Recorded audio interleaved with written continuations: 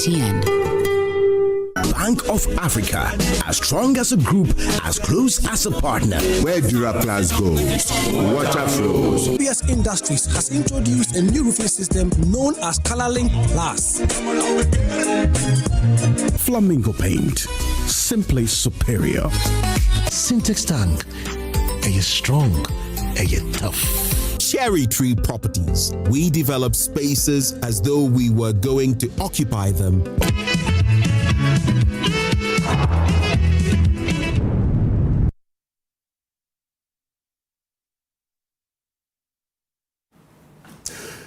Justice Gertrude Araba Esaba Torkonoo, former Chief Justice of the Republic of Ghana, the ECOWAS Court has vindicated Ghana's constitutional process, dismissing all 7 claims by her and affirming that no rights were violated in her removal.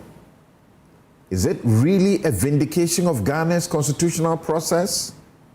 Was this justice? We ask. Does it also portend what is likely to happen in the Supreme Court of Ghana, with the cases pending for determination shortly? Editor of the Herald newspaper, Larry Dogbe.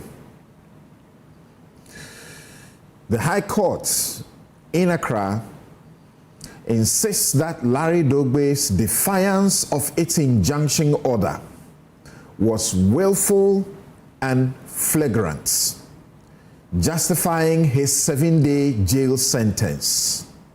Well, he spent a day in custody or not at all. He's on bail a day after the conviction and sentencing. Is there media freedom under attack? The NPP's disciplinary committee is set to enforce the party's cohesion. Will it? Investigating Kennedy Japan's threats to expose secrets. Is this discipline about safeguarding unity or silencing a maverick whose revelations could unravel deeper truth within the party? At the Narcotics Control Commission, there is concern, but they say they have made a significant bust, arresting a kingpin in the record $205 million bust. They say Ghana is cracking down hard, and they are warning about school infiltration, among others.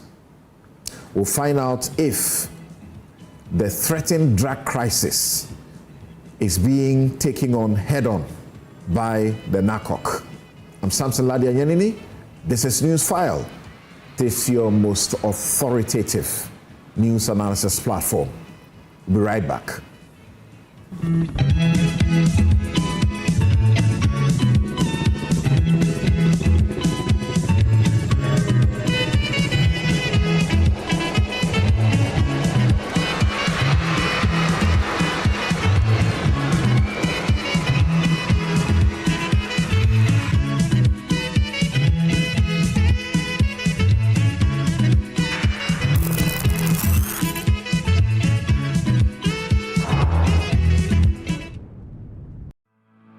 For decades, we have helped businesses connect with their trade partners all over the globe. From Ghana to Burkina Faso, Côte d'Ivoire, Benin, Togo, Senegal, China, Morocco, France, Netherlands, and many other countries. We have made it possible to bring Ghana to the world. We have brought small and medium businesses closer to their customers across the regions in Ghana with our SME support facilities. We have brought relief and smiles to the faces of families with our employee personal loans. With our cutting-edge technology and digital support, we take the burden of complex thinking off you, making life simple. That is who we are, as close as a partner. Bank of Africa. We are indeed the African bank with the global reach. Do you want a healthy smile? Are missing teeth affecting your confidence? Dental implants could be the solution. Hi, I'm Tanya from Bethel Dental Clinic, Ghana, and I'm here to tell you about the amazing benefits of dental implants. If you're missing teeth or struggling with uncomfortable dentures, dental implants could be the solution you've been looking for. Implants are a special metal screw placed in the jawbone where the tooth or teeth used to be. After a while, this screw or implant fuses seamlessly with the jawbone, providing stability and durability. Dental implants look, feel, and function just like the natural teeth, giving you freedom to eat, speak, and laugh without worry. Bethel Dental Clinic, the smile starts here. Healthy smile. In my line of work, a confident smile is everything. Kale Charcoal Toothpaste keeps me on top of my game and ensures my smile is always radiant and bright. With the tiring nature of my job, we spend several hours under the scorching sun. To keep our teeth white and our breath fresh all the time, we use none other than Kale Charcoal Toothpaste. Kale Charcoal Toothpaste. You're on a Kessie and in a kit one. Samayo Kendrini, who be here, Semetra Sapapadia to Amame Manfo, Kale Charcoal's natural ingredients, and a bomb is civil buying, and Maniswing, Nesasu Mama Hotoso, a will beg you. Kale Charcoal Toothpaste. Choose Kale Charcoal Toothpaste for anti-cavity, whiter teeth, and fresher breath all day. Available in 80 gram and 150 gram. Grab yours today. Kale, happy smile. This advert is FDA approved. Na se afi 1924 enye afi bia keke na mumwa brabo ahyase. Na se abrabo enye bibi kesi bia na mumaniema nketoa a efete se edwuma edikan akukuduro a yedisi ginaye na woni obi etu anamon abomu na se bombo emma wo ahoto te se chinia ekura yen wa abra nsu kesi bi ato empofri mu na se bibie mu no wedwuma sam ekoswe na se apomuden edi enidaso ba na akomabubu nso ewo hye fofore. Na se ahumjie eye emre abasobode afa hudie ene enijie ewo mue.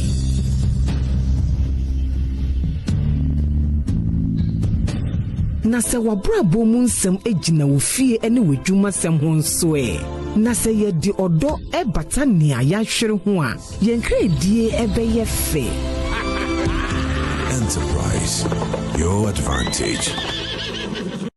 Welcome to Sulas Enterprise, the shop that deals in industrial machinery such as generators, rice millers, water pumps, compressors, and mowers. From the smallest to the largest capacity, at Sulas Enterprise, we give you nothing but the best from the best brands such as Honda and Perkins. When it comes to our generators, we also sell mowers coming from brands like Honda, Briggs and Straton, and Oleuma. And when it comes to our water pumps, we offer you brands like Lily, and Pedrolo water pumps. We also sell rice millers for all capacities. We are located at Spintex, Kakalika Plaza. Also, find our various locations as displayed on screen or call us on the following number 0243-839-463 or 0554-154-416 or 0240-541-493. Sulas Enterprise, where quality meets affordability.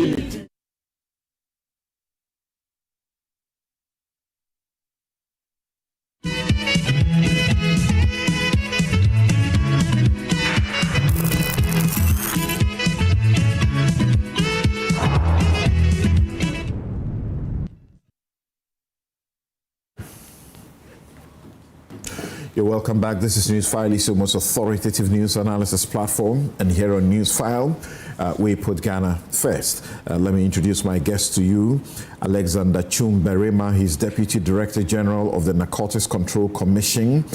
Dr. Arthur Kobina Kennedy is physician and political activist. Oliver Bakavomowo is constitutional rights and policy strategy advisor at the Democracy Hub. John Dako is Member of Parliament for Swami. And these are our guests, and perhaps some others who may join us because they are connected to some of the stories that we are canvassing, the issues we are canvassing for you this morning. I'll go straight to Dr. Arthur Kennedy to begin our very first discussion. We want to look at the NPP, whether they are digging a hole for themselves or they are actually seeking to mend wounds in the party by hauling Kennedy Japan. Some members have hauled him by petitions for disciplinary action, and the disciplinary action will be to the effect that he's put up anti-party conduct by the comments he has made recently, suggesting that the party in government didn't do so well and defaulted in a number of projects, including the Afari Hospital, military hospital, that came up for discussion, and also that Agenda 111 hospitals was just a corruption, thing. People were handed them for just purposes of making money, as in wrongly. But before I do that, let me make this quick announcement. Yeah, it's an announcement I'm making. The Office of the Upper East Regional Coordinating Council is inviting the general business community, investors, and development partners to a landmark Upper East Business, Regional Development and Business Forum and Exhibition. This is taking place from the 29th of June to July 1st at the Desert Pastures. You know Desert Pastures in Bogatanga, that's Reverend Istudanabe's church. And there will be a launch of the historic event, which will feature His Excellency the President, John Dramani Mahama, and this is designed to mobilize some 8.6 billion in investment across 15 districts. And it's a comprehensive 10-year blueprint that focuses on driving socio-economic transformation through enterprise, agriculture, resilience, and livelihoods. That's where I come from. And so we're inviting all of you to come and help for our region to grow. Let me go to Dr. Arthur Kennedy first. Thanks for making time to join us, sir. Morning to your viewers and to you. Thank you for being here. Great. So we will soon place some of the matters that have come into focus for which Kennedy Japan is being invited, and within 2 weeks his fate has to be determined. You have suggested that there is no basis for wanting to subject him to discipline. Why so? In the face of the conduct which from your party's constitution is not encouraged. Actually, I'm doubling down on my opinion that these petitions and therefore the resulting processes that Honorable Kennedy Japan is about to be subject to are unwarranted. I took a lot of time to listen to Ken's initial comments about the Afari Hospital, and then even his subsequent comments after he got blowback. I am at a loss to see how those things are infringements of the party's constitution. Indeed, since the loss of the election, there have been a number of bodies set up to find out the causes of our defeat. The Michael Kwe Committee nationally, there was a HMN Sambunzu Committee in Ashanti region, and most of them have come to similar conclusions. And what Kennedy Japan said was that our position, or at least the position of the MPs on the Afari Hospital is hypocritical, or in the most generous terms, invites the charge that there's a double standard, that regardless of whatever the situation was, the MPP inherited a partially built Afari Hospital, and its government had 8 years to complete it. Indeed, it's not as if the government did not prioritize healthcare. It launched Agenda 111, said that it needed to build facilities to help give our healthcare a boost.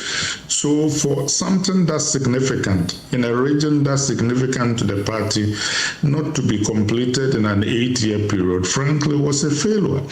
And the Honorable was just making the point, which was obvious to most Ghanaians, and I have made the same point too. Indeed, if you look at some of the data that is out there, Kennedy Japan helpfully suggested that he was the chairman of the Parliamentary Defense Committee, and that they had sought to visit the hospital when he was chairman, and the then MPP government had denied them permission to do so, which is exactly what this NDC government is doing. And Samson, you are a lawyer. There are a lot of lawyers on the panel. Truth itself is a defense. If indeed what the honorable gentleman is saying is factual, I find it hard to see how that becomes an offense. And more to the point, actually, aside from the details of this particular case, I am concerned about the broader poster of the MPP. I think that our politics has changed in a way that respectfully those who are running the party are refusing to take cognizance of. Kennedy Japan has significant support in the MPP and among the broad public in Ghana. He has made allegations now that he believes that our failure to complete Agenda 111 was partly due to corruption and that contracts were sold. One would think that for the MPP that has been the vanguard of advancing our democratic experiment, that if such allegations are made, the people who would be in the dock are those who allegedly were at the heart of the selling contracts of Agenda 111 to people for profits. This kind of accountability will put the party in very good stead. It will seem that the party is more interested in shutting down the ones speaking the truth and calling for accountability rather than the corporates. And I respectfully suggest that maybe if they ought to be disciplinary hearings, those disciplinary hearings ought not be about Kennedy Japan's comments, which are true, but about those who may have been at the heart of the corruption he's suggesting. For example, what did the former president know? What did the former minister of health know? What did other members of parliament know? Because it is worrying that we can start 111 hospitals, which is a very good idea, and be unable to actualize most of them. And in actual fact, on the bottom of his allegations, he does also say that the NDC government is also involved in similar cases of corruption, and he cites his wife, who has been approached with a contract under very similar terms from the MPP allegations that he makes. So now, are we running, in effect, a plutocratic, kleptocratic democracy? Is it your suggestion? A government of rich thieves? Is it your suggestion that at this very disciplinary committee, it's an opportunity for Kennedy Japan to disclose the further and better particulars of the allegations of corruption he makes against the Agenda 111 project and the current allegations against the current government? Absolutely. As a patriot, he has an obligation to do so. He himself has said he's a patriot. But I'm just saying that it will seem that Kennedy Japan ought to be in front of the committee, not as a culprit or the accused person, but as a witness or an interested party, because obviously on the surface of the allegations he makes, there are more significant people who ought to be facing disciplinary action, so that not just from the MPP, but from the Ghanaian government. Right, so that when he appears to this disciplinary committee, he should disclose who it is that approached his wife with the attempt to corrupt her by asking for advance payments of, as in corrupt money, advance payment in corruption, in advancement of corruption for a particular project. And then the Agenda 111, the people who got the contracts corruptly, he should make a disclosure, names, dates, particular contracts, and so on. Is that what you suggest? Exactly. And I'm not even stopping there. I'm saying that bodies like Shraj, who have the obligation to investigate corruption, have an obligation not to ignore what is happening within the MPP. I think that the Honorable has opened a very patriotic kind of worms. Of course, we can ask about why he waited so long to bring these things to public, but now we know about it. We should deal with it. And I think that this dealing with it should not be just within the MPP, and that they've got the wrong accused person in the dock.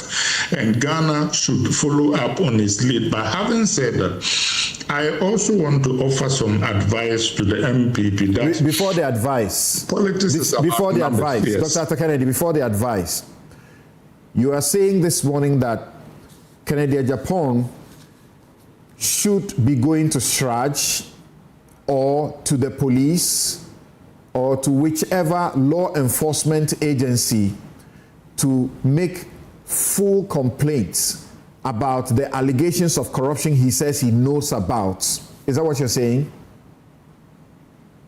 That's what I'm saying. And even failing his own voluntary approach to these bodies, some of them, in effect, in the public interest, have powers to summon him for information, and others who may have knowledge of these things. So I think that the MPP, indeed, consistent with its obligation to Ghana, should be calling more people, and I should expect that Shraj and other bodies, because I am very interested in the idea that there was corruption in the past government, which we've all been talking about, and that there is corruption going on now. So in addition to Ura being Ura, now we are being told that not only is Ura itself not showing enough vim, that the very offenses for which we have been making noise about Ura may be occurring under this very government. And if you add the comments of people like Fifi Kwete and others about people making deals to, in effect, ease corrupt people out of harm's way and others, it means that the problem of corruption still exists and it is still destroying this country. You raised a question, a legitimate question. If Kennedy Japan knew about corruption under the Agenda 111, why is he talking today? Why didn't he say anything about that earlier? Why didn't he report to the police, OSP, Iyoko, or Shraj then? Why didn't he report to the party or the president at the time? They are legitimate questions, but of course, what do they call it? Confession is good for the soul. So it is better late than never.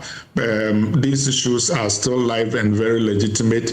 And not only that, the MPP ought not to be angry at him.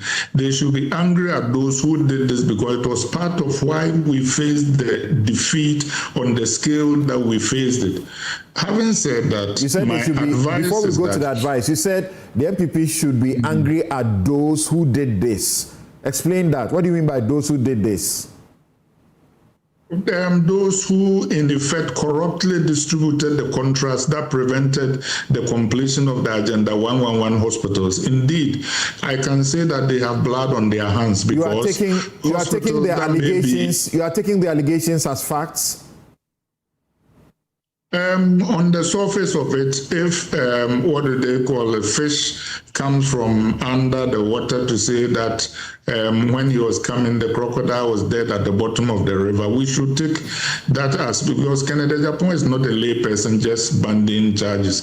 He was an MPP insider, a member of parliament. So I presume that if he is saying this, he must have some significant knowledge of activities that occurred. Not only that, contemporaneously, we all know that there was a lot of corruption in the MPP government. It's just that we don't have the details yet of all of them. Again, and this is a significant development. But some will ask that this is an individual that you may want to be cautious in taking his word. You don't agree that there have been many occasions where he's doubled in stuff that are plainly untrue. That is reasonable, but I am just saying that the MPP should be interested in chasing down the truth or otherwise of his allegations rather than trying to shut him down, because this disciplinary procedure is a gag operation.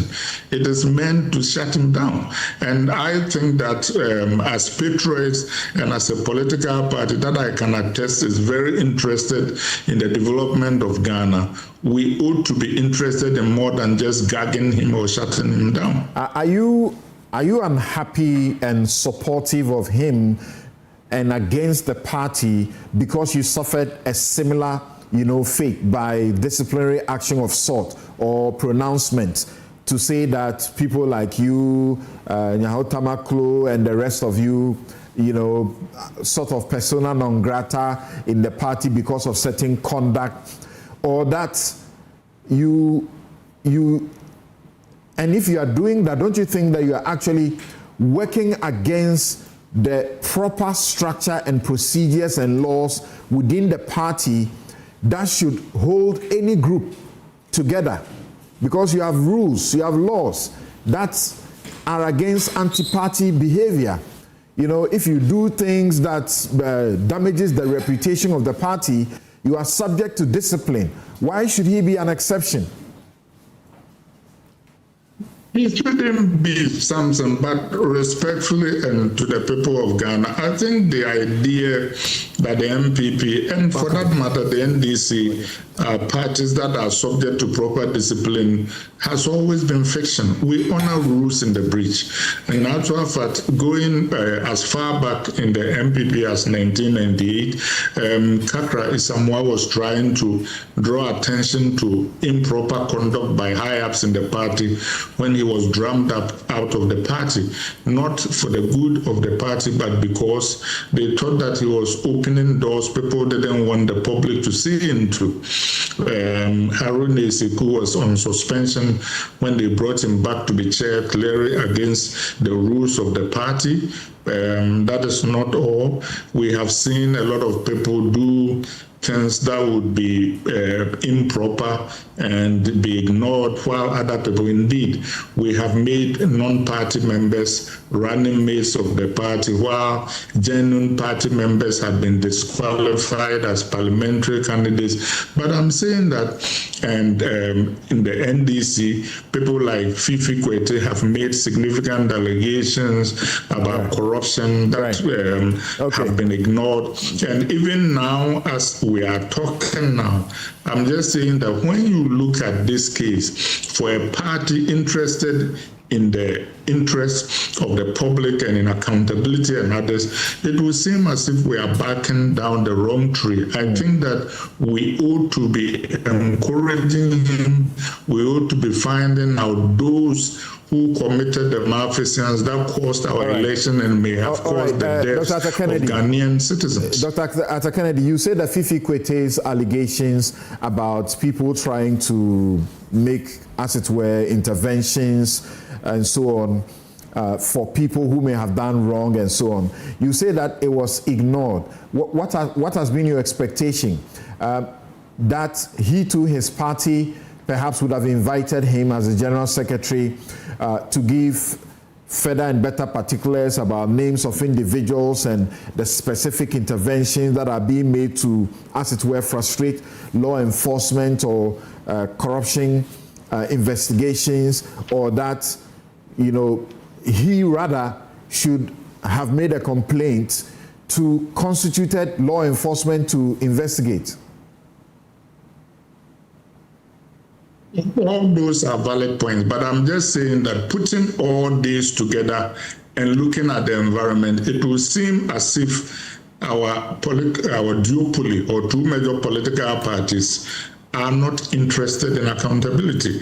Indeed, if you remember, after Baba Jamal's election, the president boldly set up a committee to look at the circumstances that led to his election. All that goes to political malfeasance and corruption in our body politic. They suddenly somersaulted and found that he did nothing wrong. Before then, 3 gentlemen in the MPP spent a week in which each of them spent 100 million Ghana cedis, in effect auctioning the nomination for the party. Nobody did anything. I'm just saying that the role of corruption in our body politic is undermining significantly the foundations of our democracy. And I want to suggest that the MPP ought to be helping to fight this and reaching out to the NDC to join it so that we clean up our politics rather than victimizing those who are stepping forward courageously to make these allegations, even if belatedly. Right. I'll come to the studio, but before that, you suggest, and the advice you say you will give, we'll take the advice later, but you suggest that if crimes are being committed and somebody is a witness to the crime, they should be doing what you say a patriotic duty, regardless of the fact that they knew about the alleged crimes and said nothing about the alleged crimes until they contested an election internally in the party, they lost and appeared to be unhappy and therefore are taking stance against the party. If yes, I do, and you know, my question is it actually a patriotic act to make these comments and make them now without actually reporting them to constituted law enforcement bodies? And you say some of them can invite him, but for example, Sharad cannot invite him unless he has made an official complaint. If he doesn't make the complaint, whoever is being subjected to the process will throw Sharaj's attempt to investigate away. I mean, we don't live with angels. You know, all of us are flawed in a certain sense. Yes, ideally, the best time for Honorable Kennedy Japon to speak up would have been the first time he got wind of these corrupt acts in relation to Agenda 111. But he didn't. The important thing is that he's doing so now, and the statute of limitations have not run out. I'm just saying that how do patriotic people report crime? How do patriotic people report crime? Generally, they go to the police, but I'm also saying that where we are, I think that the MPP maybe serendipitously have put itself in a place where it will aid law enforcement, because I presume that during his disciplinary action, if he makes available to the committee information that bear on crimes, as a patriotic organization, the MPP will be duty-bound to let law enforcement agencies know that they are in possession of information that there was criminal conduct by members of his erstwhile government. And I urge the NDC to follow the example by looking at the allegations that are being made by Fifi Kwete and others. And actually here on your program, remember I have talked about how slow URA has been. I've talked talked about this cavalcade of noli prosequis that I thought has significant political things that made me uncomfortable with the integrity of our political and judicial systems. Please hold on for me there. And Chum has joined us in the studio. I'll ask him what his views are on this particular matter, unless he will say, well, this is Dufia's matter, so he's not interested. Now, and we know something that has become a subculture, that big people, quote unquote, make very wild allegations, and they got all of us livid. And when they are invited by law enforcement, remember Andy Appiah-Kubi and his allegations about the Ken Must Go situation, about some bribe that was money bagged into Parliament to bribe anybody. When the OSP invited him, he refused to cooperate, he refused to say anything. And yet we are happy, we are fine, we are moving on. That was not the first. There have been several others that people make allegations and they don't follow up. When they are even being asked to speak, they refuse. Let's listen to the comments by Kennedy Japan that have led to the petitions by some of the members to the party for discipline.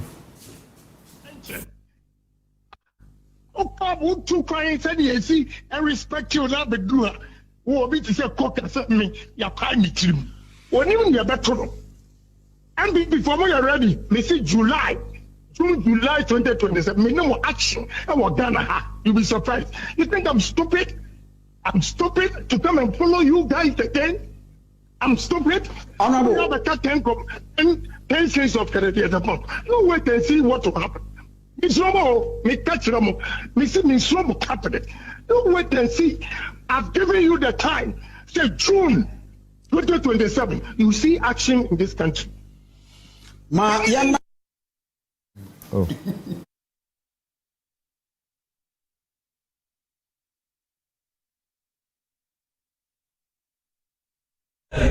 You know, I was the chairman for Defense and Interior.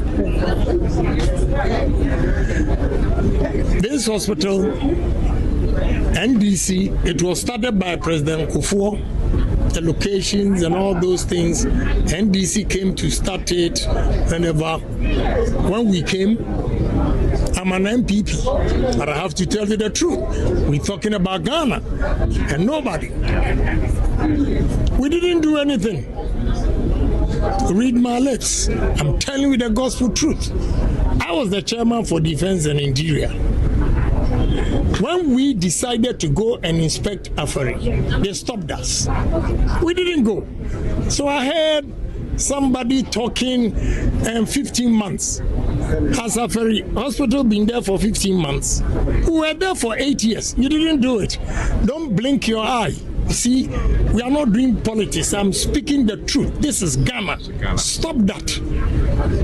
We will criticize NDC, we will criticize MPP. That's the only way to go. I was chairman. NDC started this. Why didn't you complete it? You were there for 8 years, you didn't complete it. When somebody comes for 15 months, then you have a problem. Please, give me a break. Ghana, we should love our nation and stop playing politics with everything and do the right thing for the country. And that is what I'm doing. You see, when I mentioned MPP, he was blinking his eye. Why do you want me to criticize NDC and leave MPP? When I know that both parties, they didn't do the right thing for the country. Right. Good morning. My view, right? Mm-hmm. Okay, so even before I comment, let me first of all extend some greetings to some key individuals who joined us yesterday to celebrate the World Drugs Day at UPSA. And this is in no particular order, but one key person was the chief imam. As old as our grandfather is or our father is, he was able to join us with his team yesterday at UPSA, showing his commitment, his support to drug abuse and the need for us as a country to come together and get this out of our way before it becomes something that we can bear. And also let me thank the Chief of Staff who came in to represent the President, and the message also that the President gave to us, which was played live video at the program, also showing his utmost commitment to the fight against illicit drugs, among others. Then finally, to congratulate my boss, the Director General, who, as at yesterday, had been promoted to the rank of Major General in the Ghana Armed Forces. A very big congratulations to him. Now to Ken's issue. Let me take it from the audio or the videos that you played. The first one was about he showing displeasure about some comments or ill comments that one of your party young men said about him. And that was after this comment, the last comment you heard. Yeah, the last comment he made, things were said, and then he reacted. So you go ahead. Yeah, it's fine. Yeah. So he was mentioning that somebody has said that I think they've opened his head or something. I mean, clearly, we do politics. My brother sitting on my left is an MPP. We meet and we do our politics. But insult to someone who may be older than you or even your mate is not right. Say your issues, criticize constructively, whatever, but not to single the person out and use things that might have happened to the person not intentionally. Even if it is true that they've opened his head, it might have happened out of medical grounds or reasons. This is not something that you should use against the person. Does it matter that the person you are dealing with actually is a chief doer of what you say should not be done, the use of insults? You see, the fact that the person you even is doing it doesn't mean you should even copy. Okay. You understand? We cannot be sitting and say that because somebody is insulting, I'm also coming to sit here and also insult. I mean, that is wrong. But they say that you know law. They say that he who comes to equity must come with clean hands. Must come with clean hands. So if you are known to be insulting all the time, and somebody insults you back, should you be this angry and threatening your party that in July of 2027 they should get ready? You are not stupid to follow them. You will show them a whole lot of things. So I mean, we will come there, but let's still dwell on the issue of insulting politics. Something. It doesn't matter what the person wants. I know. I mean, if you have to go on Ken's issue and whatever you have said in the past, you play and play and play. In fact, it will take the whole show. We know. But my point is that it is wrong, because whenever he was doing that, we are condemning him. That what he's doing is evil, what he's doing is wrong. He didn't need to press them. I mean, we can cite and cite and cite. But we still don't have to promote it. No matter whom he was doing it to, whether to his own MPP people or to the NDC side or to whoever, it is wrong. We don't have to apply or attach insult to our politics. Let's deal with the issues, let's criticize ourselves, I mean, give alternative views or arguments, but not to be singling individuals out and be attacking them or by insulting them. No, that one is wrong. But now the other issue is that I think when he went to the police station or something, he was interviewed and was mentioning his colleagues who had gone to Afari Hospital, I mean, demanding its completion, and then his point is that, well, you were in power for 8 years. Afari Hospital didn't come yesterday. It has also been there, I think, if I'm not mistaken, from the 2012-2016 era of John Dramani Mahama. That is when that hospital commenced. Unfortunately, the one who started it couldn't complete it because of change of government. He left. A new government came, and the government or governance is continuing. So once you come in, you inherit liability and assets. For that reason, whatever you met which was good, you continue. And hospital is one key thing that you can never downplay. Do you think the party people would have been angry if this is all he said? Because he said they did nothing. But what did they do? Did they complete it? Oh, I thought you knew that they did something. They completed it. We have facts, not completing. He said they did nothing. So Dr. Nsiansari and the others came with the facts to show the same. Dr. Nsiansari was quoted by Dr. Baumia in a video that I watched that they have been agreed or scheduled a date to commission the hospital. Was it done that year or that time that his vice president, the then candidate, mentioned? The answer is no. The answer is no. But if any government will push for something for his people, it should have been NDP in Ashanti region. Because this hospital is situated in Ashanti region. Their strongest hold.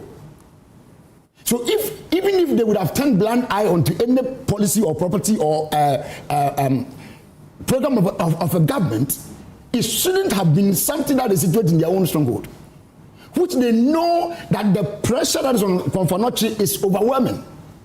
Almost every other region close to Ashanti region comes to Konfanochi whenever they have an extreme case that they can handle in their region.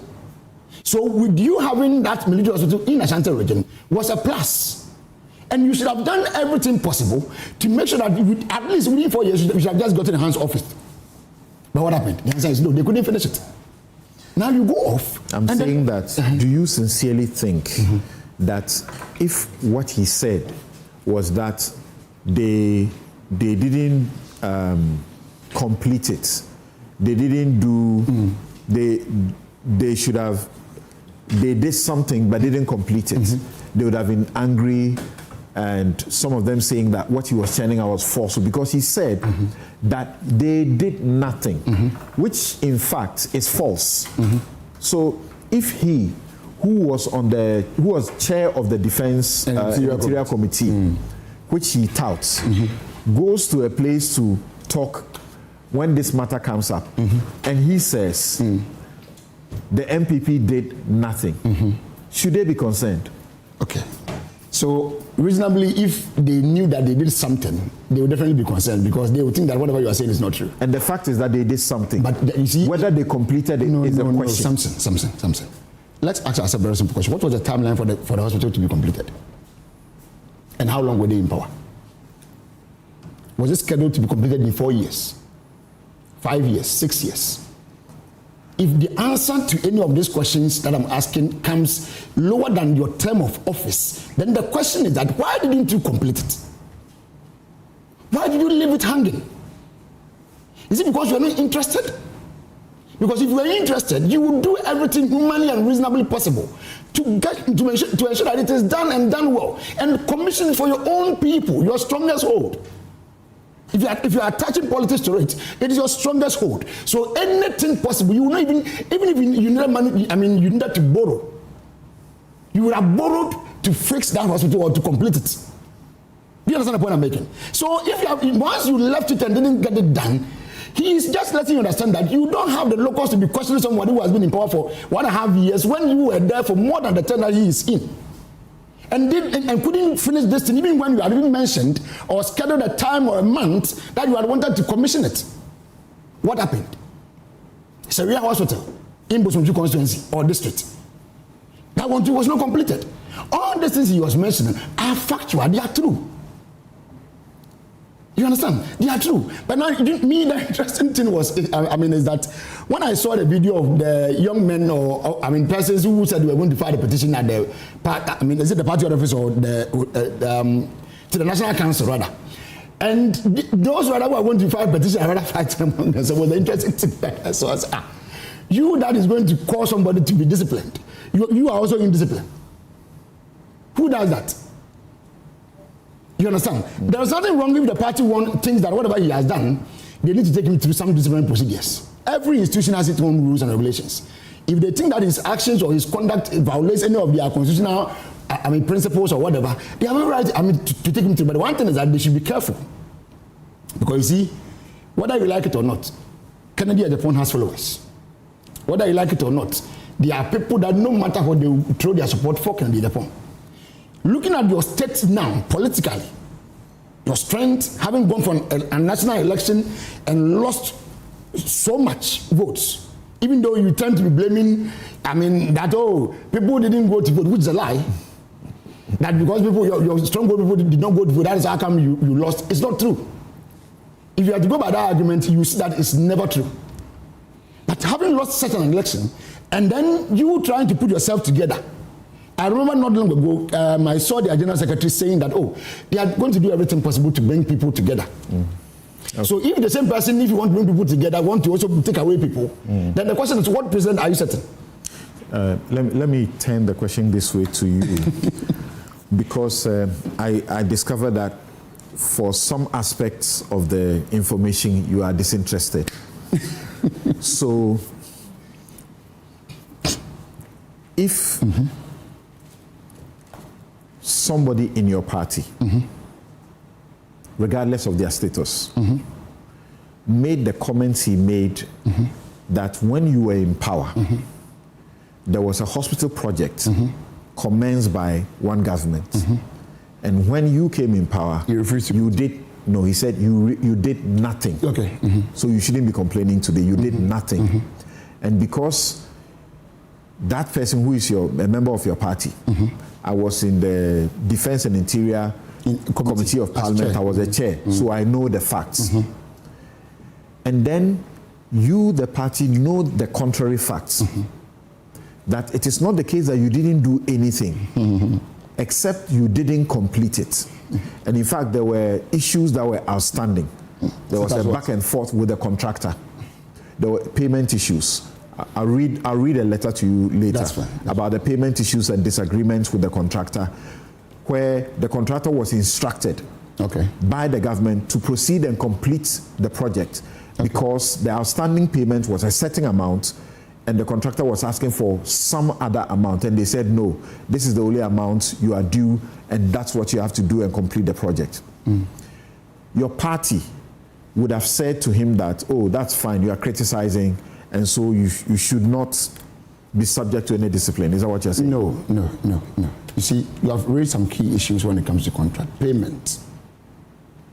For any contract, my question to you, let's not go there. My question to you. But we have to, wait. No. This is the question I want you to answer. The question I want you to answer is that flip it, that he was in your party and he made comments which you find as a matter of fact are not true. What will you do? No, I've stated it here that every political party has its own rules and regulations. And once someone violates them, taking him or her through any disciplinary procedure is not wrong. We've done some key persons in NDC. Okay. You saw that of Kokwanilo. You saw that of our own former regional chairman, Alote Jacobs. So it's not new. Even members of parliament. Exactly. So it's not new. If someone does that and is against that party's rules and regulations, and you want to take him on for having violated your rules, I have no problem. But the other thing is that you should also not lose fact of the issues that he is raising. Okay. Are they factual or they are not? That's the question. Exactly. Exactly. So are they factual that they did nothing? No. I'm asking you that question. My point is that they were supposed to have completed for the 8 years. We needed the hospital to be completed. It's not about you having added something to it. Let's not debate complete that. It's not complete. That one we know. Why didn't they complete? No. So why didn't they complete it? Did they do nothing? They're asking John Mahama to complete it. Did they do nothing? They're asking John Mahama to complete. Did they complete it? Okay, they did not. So this letter of November 2024. Okay. Rate credit facility agreement between the government of Ghana, represented by the Ministry of Finance, and Messrs. Eurojet D-Invest SA of Giza, Egypt, for the turnkey construction and equipping of 500-bed military hospital at Afari, Kumasi. Notice of delayed payment. ED consolidated claim 01 and notice for claim 02. It's a very short letter, so I'm reading it. Under the hand of Dr. Muhammad Amin Adam, who was the Finance Minister for Finance at the time. It says, we are in receipt of your letter dated 5th July 2024, requesting for payment of 6.5 million or so, 6.5 million US dollars from the initial claim of 10 million US dollars. Okay. 2, you will recall that in your letter of 14 July 2023, you agreed to the payment of 3,500, or is it 3,500,000? Okay, US dollars, being the outstanding claim value and associated financial cost on the project. This followed discussions at which we negotiated for you to complete the project with that amount, the 3.5. 3. It has therefore come as a surprise that you are making a claim for the balance of 6.5. Barely a month after the negotiated claim of 3.5 was made. We are therefore, by this letter, informing you that as far as our records are concerned, this ministry has settled the full amount of the claims made by Eurojet D Invest. You are duly requested to take the necessary steps to complete the project. We count on your usual cooperation. What do you say about this? I mean, this is government writing to the contractor, if I'm right. Replying the contractor. Replying the contractor, yes, based on his request that he has made, that he's requesting for 6.5. But the government is claiming that prior to that request, they had made some payment, or they have agreed, or they have negotiated to a fee of 3.5. So having paid that money, they don't owe him again to pay him more. You see, another thing that we also have to check is that once you delay a project for so long, certain costs that you should have incurred earlier increases. This was 2 months after. I'm coming. His letter, 2 months after they negotiated and finished what he requested. So what if whatever they negotiated... Within the 2 months, you are saying that what? No, agreed. What if whatever amount they negotiated, at some point, maybe the contractor too didn't agree to that figure? Because the letter said this was agreed. Yes, this is a side of government. But we've not seen the side of the contractor. But my point is that what if that, at that point, or after that, they met, and maybe they went back and realized that no, if you had to agree to this, ABCD will be happening, and that we will not be able to finish this work. And that is how come maybe they are coming back with a different figure. It is possible. You understand? It is construction. Once you understand construction, certain things are permitted. So what if they came back with some, this based on the claim or the grounds that if we should accept this 3.5, we will not be able to do the work as you want us to do. Because the government is instructing them that having paid you that money, go back to work and go and get the work done. But maybe they also believe that if they should go back, they will not be able to do the work and finish it the way you want them to do based on that rate. You understand? So we can't just, take one side and then draw a conclusion that because government wrote that letter to them, everything was cool, so they should have gone ahead and then complete the work. No. We should know the side of the contractors and then understand why they agreed or negotiated on 3.5, and after some few days or some few months or weeks, they went back to claim more instead of the actual rate that they agreed on. There will be a reason. We can't just show that reason that they might have cited and then just go on to the point that because government wrote to you, you should have just gone ahead and then do it. Thank you. John. Yes. So the question is being asked you guys, what is it? He says you are acting hypocritical.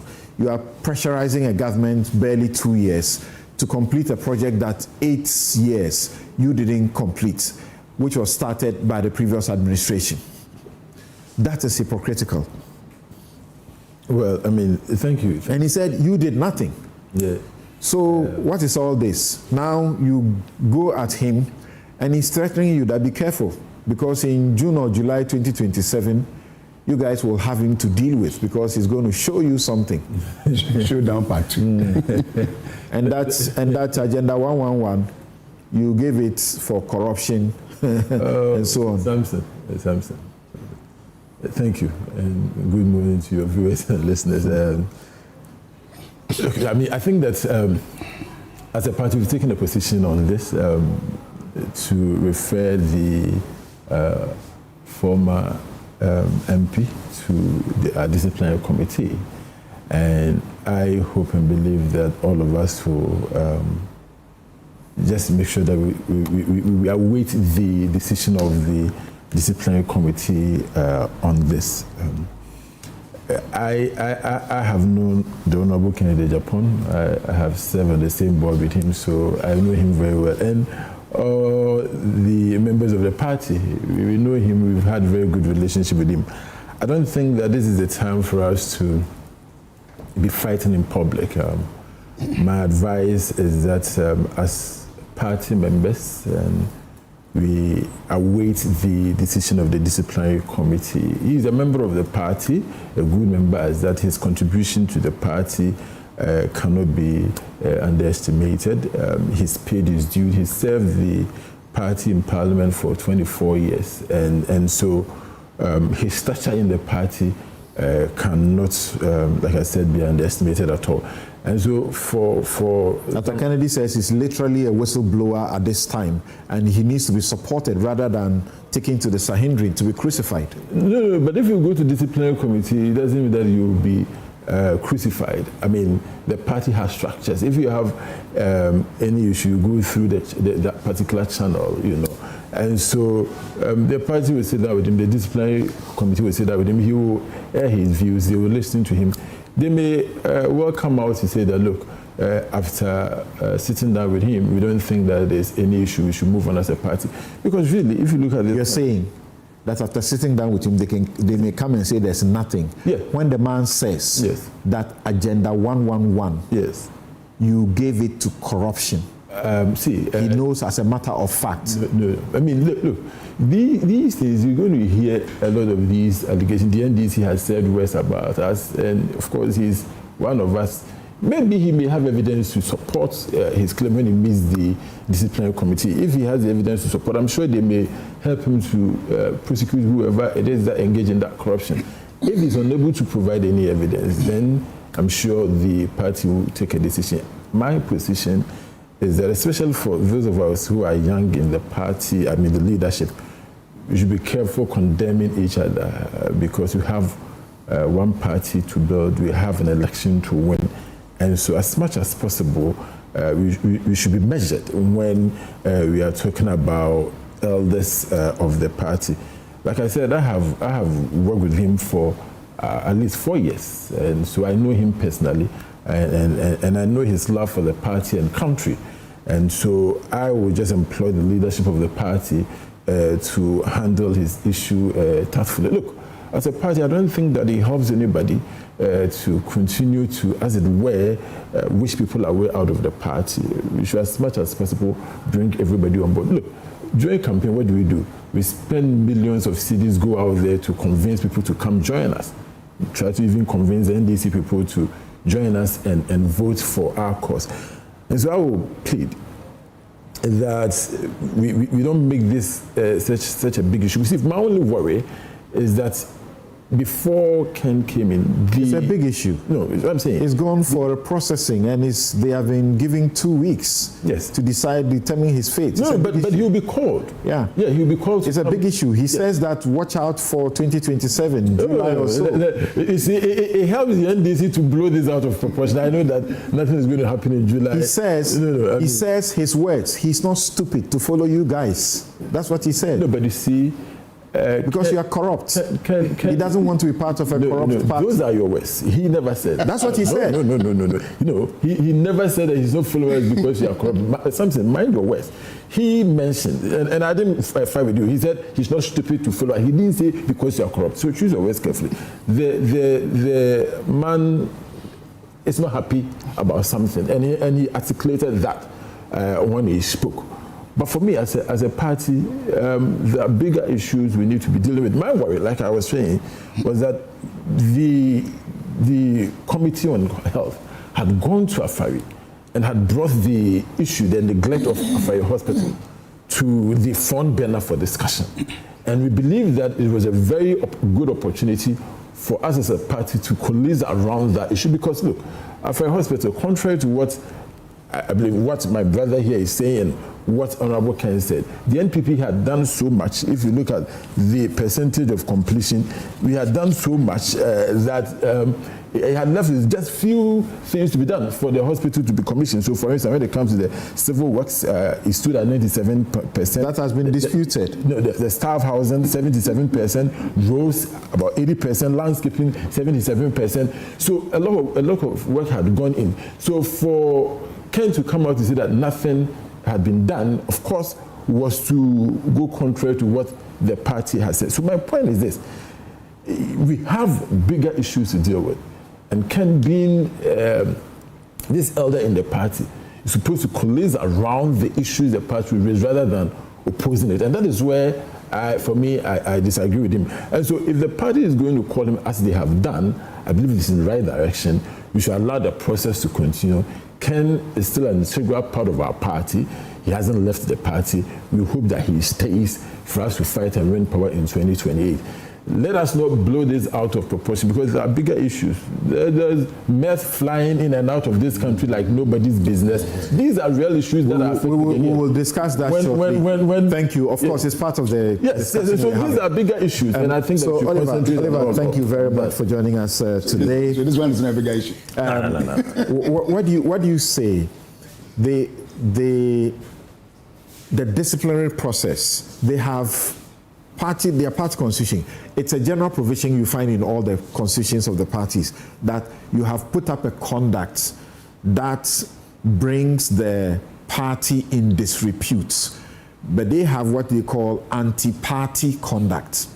And that's what they are saying he has done by saying that the party did nothing when in government on Afari Hospital, when they say, in fact, they had done some work and actually were in the view that they had completed paying the contractor, and all the contractor needed to do was to complete the work.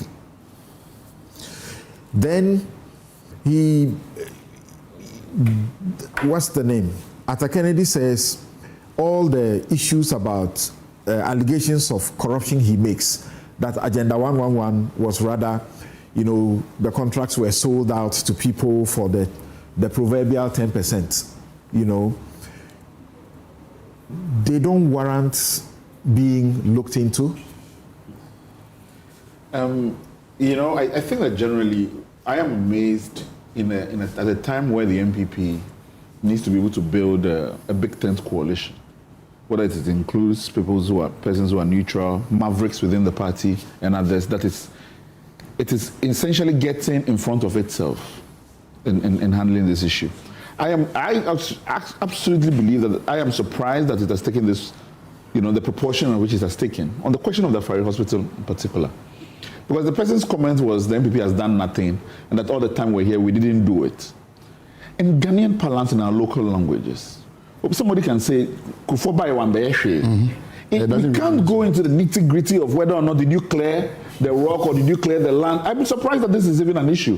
It's a matter of speaking, which is expressing the fact that because this is something which is important to us, we should have completed it. That's my understanding contextually of what he's saying. So I'm surprised that this is something that, particularly at a time when you have a candidate that needs to consolidate support around him, create, a group of, even a cabinet of rivals, to be able to move forward and go into the next election, that they would bring this issue up, particularly considering the central role he plays more generally.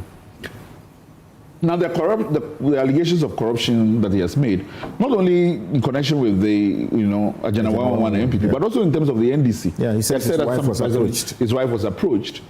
Now, in a country that, procurement processes are so routinely infested with corruption, we cannot play the ostrich around these kinds of claims. It happens with so much regularity that I don't see the shock that we're pretending to have around it. So it only tells me that perhaps there are bigger issues around Ken that some people want to make a hill out of an anthill. Perhaps that's kind of what I feel like is happening here. But if there are genuine concerns, I don't think that the MPP as a party is better placed to investigate claims of corruption regarding Agenda 111. It's public funds in any event. This is the state. So maybe the MPP issues a statement and says, this and this and this is what we did in connection with Afari Hospital, and these questions he has raised, we are referring them to the Attorney General for them to look at and investigate. We end the matter. So the MPP rather should be doing that. The MPP should do that. Referring to Attorney General. Yes, he has an interest in transparency. Unless we are saying that, we are so interested in that not looking into the claim, because you have no mechanism. My brother here was talking about evidence. What mechanism do you have internally to investigate questions of corruption, and what evidence should be presented to you that Ken would have done so you do what with it? Then come out and conclude that, in fact, he has proven the allegations of corruption against us, so we are not taking steps against him. It's not going to happen. So why don't you refer it to the appropriate authorities? We close this chapter and Ken moves on. Ken is always going to be Ken in terms of his approach. I believe that it has a way, I think it works for the MPP. I generally believe that there's a core of people in this country that have lost trust in the politics. And that he mobilizes some people with sentiments of distrust against the political class. And so that I think is a tool that the MPP needs to figure out how they harness. But what they are saying is that he cannot throw the stone, cannot be the first to throw that stone of corruption. Because when you hear amongst them what they say, and they said it even ahead of the internal party contest, that he cannot exactly say he's a self-made man. That if he's made, and he continues to say he's rich, his wealth was made through these kinds of contracts in government. So they feel that he even has more obligation to the party people financially without taking praise. Sorry. You see, that's what happens if you keep referring to things that are not necessary. Without seeking to take praise for it. Because you have money that is not exactly yours. The Kufuor allowed you the opportunity by giving you these contracts. We have heard you blackmail government to give you contracts and so on and so forth. So you should be the last to be pointing fingers. Listen, it's a funny thing for me, generally. I think that one, I have a general, distaste for these procurement-created billionaires that abound in our politics, and politicians that, we reserve procurement-created billionaires. Now, I think that it's disingenuous as well that the response to this claim would be that, but we aided you in your corruption, so keep quiet about the other corruption. That can't be the response on how we want the public to engage in the conversation. I heard those allegations during the primaries and some of these things that came up, that they themselves as a cabal know, and our political parties know the kinds of procurement machinations that they do. It can ever in proper conversation become a tool that is said, but don't say it because we also know other things about you. Then what is your responsibility towards? To we, the people of Ghana, or that we have created, an internal mafia that we sort each other out with deals at the expense of the Republic, that because you have been sorted enough, you shouldn't sort out the other one. I'd rather they fight each other to the extent that it becomes matters that the state is interested in prosecuting and interested in them. So I encourage Ken to speak so that we, those who are interested in how the public purse is protected, can figure out how those procurement deals were made that, corruption infests them. So that's for me the bigger thing. But as a party generally, I think the MPP has taken the wrong approach in terms of how to. And it's also a party that hasn't figured out quite well how to deal with Ken. And so I see a lot of, false starts as to figure out how do we bring him on board better to be able to keep him in. Okay. I'll ask whether you expect that Arthur Kennedy says he's being patriotic in bringing out these allegations. Do you agree? No, I don't necessarily. Okay, I'll come for you to establish why you don't agree. A couple of comments. Nana Bain says, are both NDC and MPP not complicit in the non-completion of the Afari Hospital? Didn't NDC under Mills and Mahama 1 equally have 8 years to start and complete the hospital after funding is secured and contracts signed in 2008, plus the additional 15 months? As for ex-President Akufo-Addo, it is a shame that he failed to complete such a noble project initiated by the very government he was part of. Isn't it outrageous that it would take a country 18 solid years to build a hospital that funding had been secured? When will Ghana work? That's a very poignant, pointing to us. 18 solid years. Whoa. And a project for which the funding secured is still uncompleted.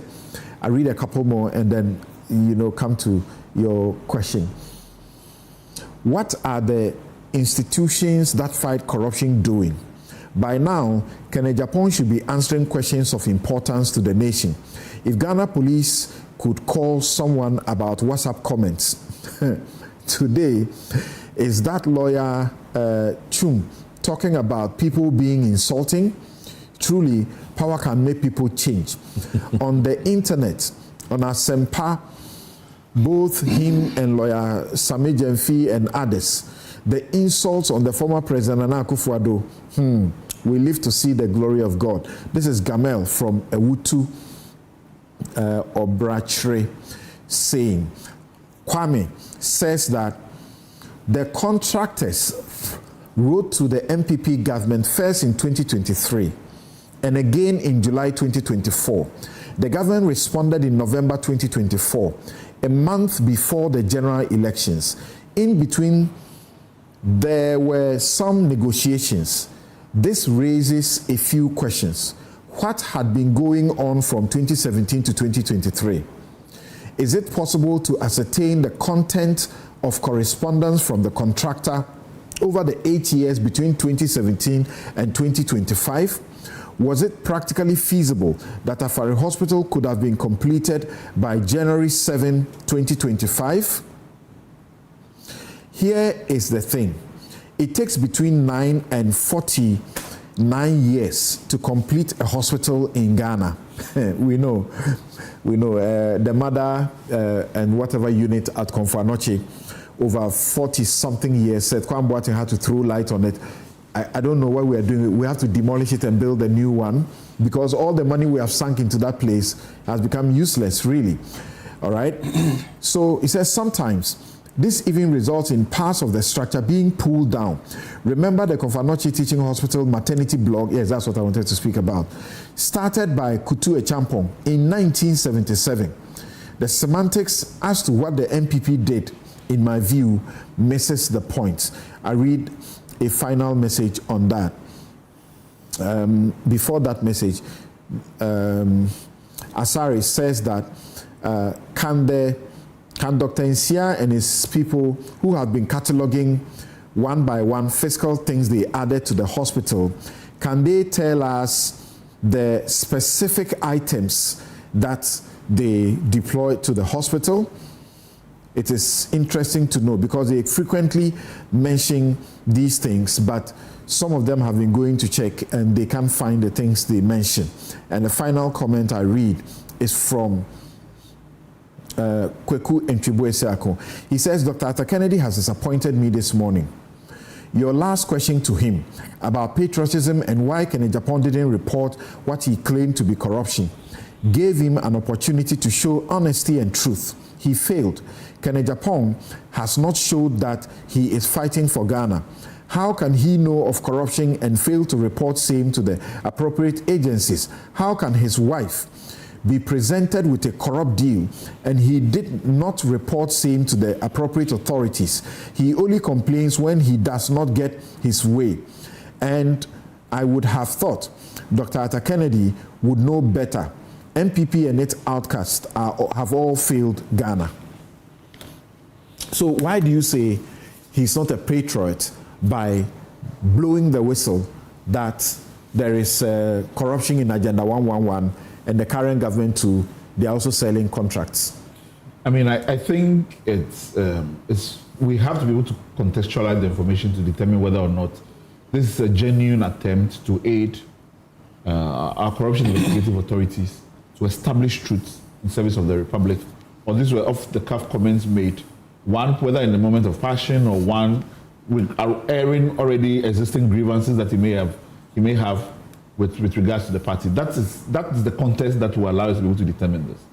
But also, I mean, I think more importantly, if you want to be able to garner people's trust around certain issues, the timing of where you make the information public, what you say, and the context in which you say it is what will be the determining factors for us to be able to judge and determine whether you meant well for the Republic by making those comments. I think that it was made in the context of grievances around the party and issued those in those contexts. He has no interest in following that up beyond the context he has made there.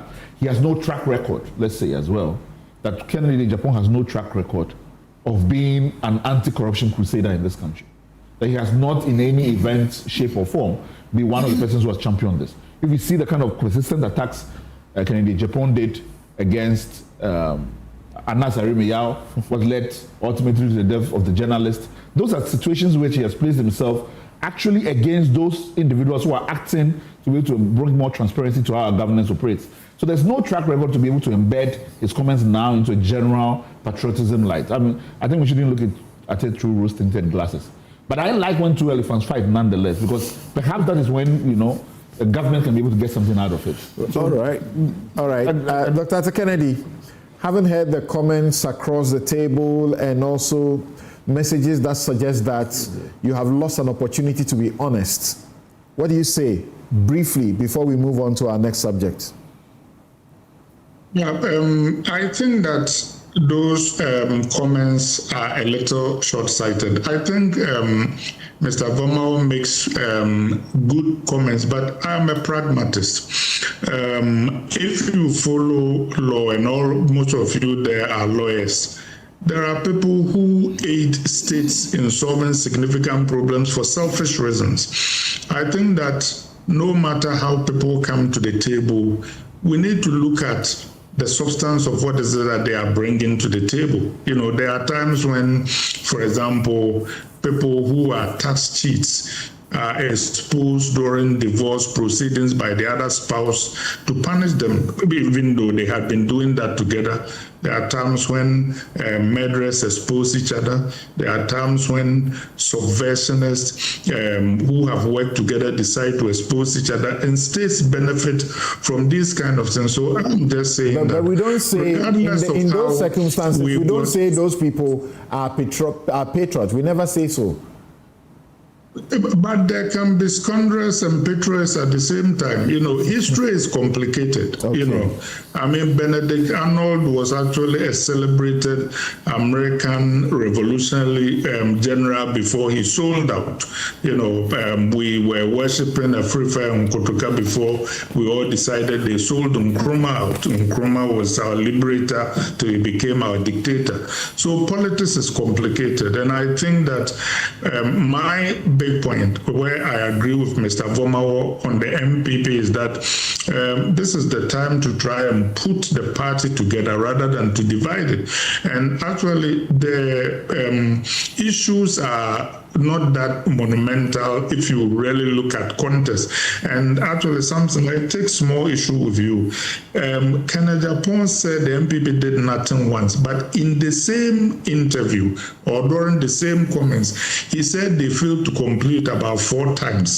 So if you take the context, I think that the substantive thing for anybody who meant well was not they did nothing, but that they failed to complete it. And I think that there are people who already have knives they've been sharpening for Honorable Kennedy Japon, and they think this is an excuse. They want to drum him out of the party so they can get control. But that is a short-sighted policy. But do you sincerely, the party's unity. Do you sincerely think that a person who is known to blackmail the party and now has also indicated that in 2027 they should watch out for him because he's going to do a lot more stuff against them, and that he's not stupid to follow them, that's a kind of a person you build bridges with, so that what? You buy his silence? How will that not contrast with you saying that he should be allowed to say the things he wants to say? I mean, they don't necessarily have clean hands in seeking for that equity, you know, because in truth of the matter, a lot of the things that he's talking about, it's not necessarily that they don't know about it. They did most of those things with him. So in my view, I think that the best thing for the party, which is why leadership changes and accountability are important, is for the party to go for the real culprits. After all, we may even find out that Kennedy Japon himself is compromised in the contracts for sale in the Affair 111 hospital thing. But the bigger point is that there are other people who benefited from this, which is why Ghanaian people are walking around without health care, and which is why we lost an election because we couldn't deliver. I think that the party, if it is looking ahead, needs to be looking for these corporates to drum out of the party rather than drum Kennedy Japon out of the party. He is evil sometimes, but on balance, maybe he's not as evil as others who haven't been exposed in this process. All right, thank you, Dr. Kennedy. This is where we draw the curtains on this subject matter. We'll take a quick break, and when we return, we will give you a good view of what the ECOWAS court has to say about the removal of Justice Gertrude Araba Esaba Torkonoo, and you make the decision, the determination for yourself whether that was justice handed her or not. And we also ask the question whether the decision of the ECOWAS court will have any implications for the Supreme Court's decision that we await very soon. Remember, the Supreme Court, there are a number of cases there, and those cases have been put together and are to be determined very shortly. And she has also gone back to the court complaining that perhaps they shouldn't deliver the judgment at the time they want to do because a few things have not been done right. We'll be right back.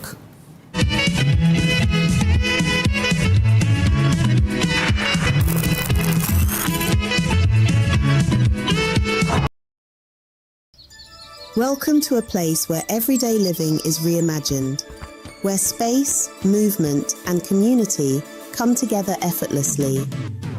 With thoughtfully designed spaces, modern facilities, and everything you need within reach, you don't just live here, you feel safe, comfortable, and at ease. Step inside Eden Heights and discover spaces crafted for comfort, style, and everyday living. And just when it feels right, you will know. Because this isn't just about finding a house, it's about stepping into a better way of living. Eden Heights, the height of modern living. Book a private viewing today.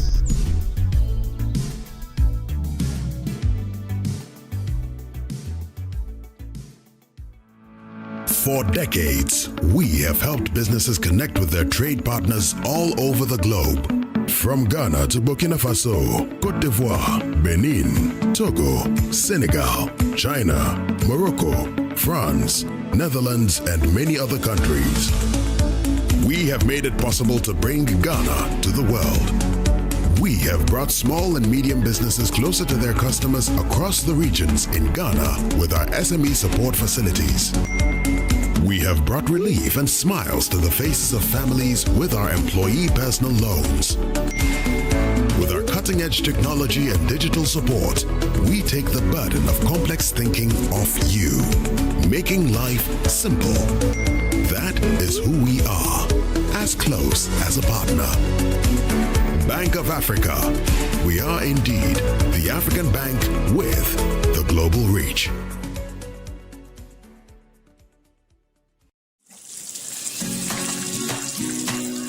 Mommy, good morning. Oh, good morning, my son. How are you?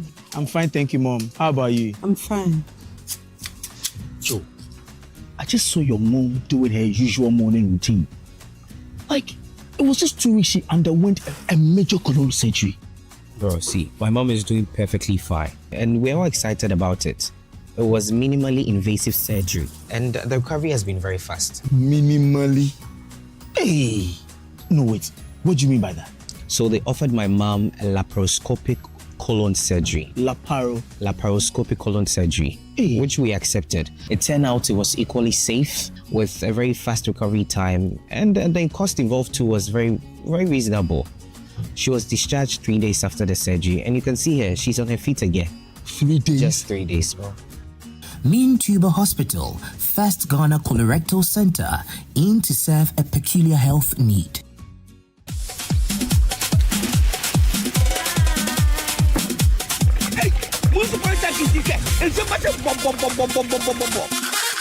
Big game today as Ghana faces England.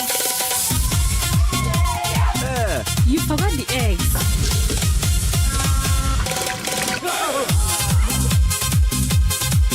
And the whole nation is ready. Shot on target. Oh, what a save! Benjamin Asari flying for Ghana.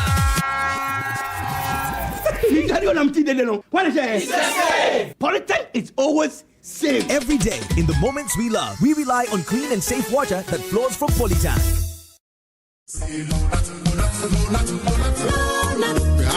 Malaria's remedy is slow nut. Therefore, we're gonna use slow nut to recover. You have malaria? Yes, are you shivering? Yes, yes. You got chills? Yes, take low nut.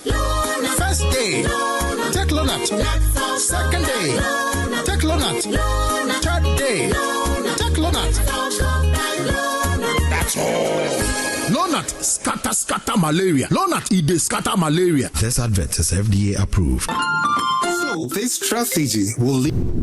Oh no, not again. Sir, relax. The generator will come on now. The generator is not working. Why stress yourself when the experts are just one tap away? Introducing Left Power, the smart emergency support app from Left Signature Limited. With Left Power, certified engineers respond fast, anytime, anywhere. No delays, no stories. Hello, sir. This is Left Signature Limited. The request has been received and our engineers are already on their way. Please relax. We've got you covered. This is professional. Every Left expert is certified, verified, and can be tracked in real time. Oh, you'll know they're coming before they even arrive. From electrical engineering and solar power systems to data center management, cloud services, smart automation, and software development, Left Signature delivers excellence, fast, reliable, and professional. Left Power. Your solution is just one tap away. Available on Play Store and App Store.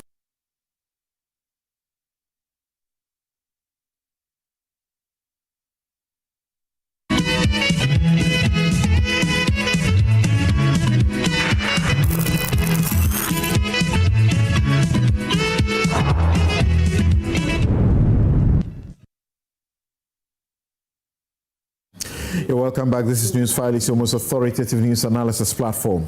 Yes, when we say that, we mean it. Your most authoritative news analysis platform. And here on Newsfile, we always put Ghana first.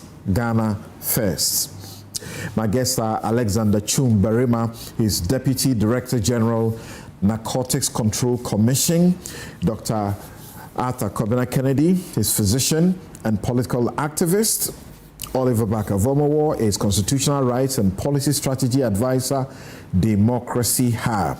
He's a guy who innovates the law in a way you just love it, for public interest litigation particularly. John Darkon is Member of Parliament for Swami. So, as you know, Justice Torkonoo, when her issues came up in 2025, went to the African ECOWAS Community Court to make complaints about human rights abuses. And in that regard, the case had been going on for a while, and just was it Wednesday or Thursday, we got information that the court had given its decision, and in its decision, it dismissed all 7 claims or issues that the court itself set down to comprise the issues that she was complaining about. So, is that the end of the road for her? On Thursday, the Supreme Court is supposed to also give judgment on cases, some of which she is the one who filed in the Supreme Court. Asifua also filed a case challenging her removal in the Supreme Court. I think there are about 3 or so cases that are there. There was one she filed in the Human Rights Division of the court that was also dismissed. And there was setting, is it an injunction she was seeking? That was earlier dismissed by the Supreme Court. So we're asking, is it the end of the road for her as far as seeking to litigate this matter is concerned? Because the decision that has also been rendered by the ECOWAS court is not subject to appeal. So how do we go about this? So let's begin with John Darkon.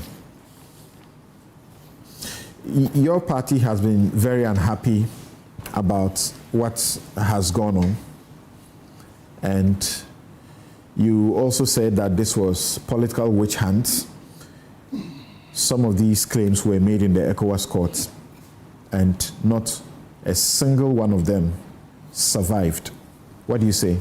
No, you're wrong. The question on political witch hunt was not a subject of litigation at the ECOWAS court. At the ECOWAS court, It was basically about the process leading to her removal.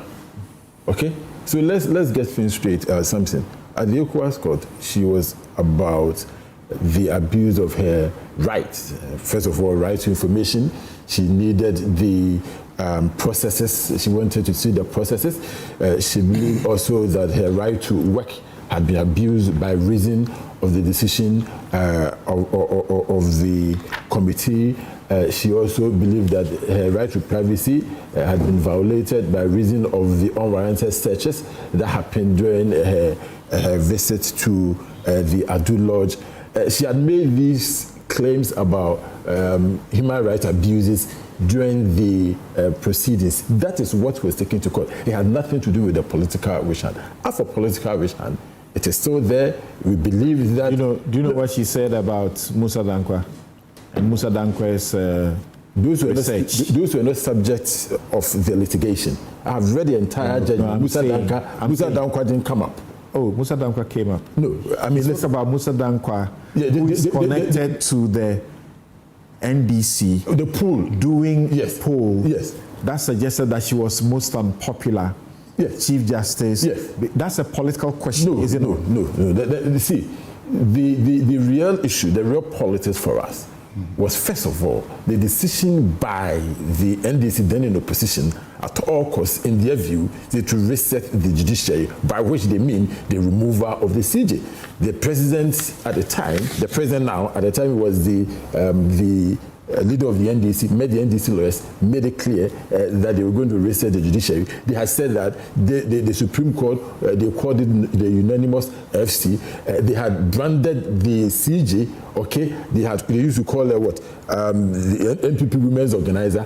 Sidin Ketia had mentioned their forerunner, okay? The NDC's forerunner, had mentioned that he is going to ensure that the woman is removed because the woman was not fit for purpose, and that the CJ.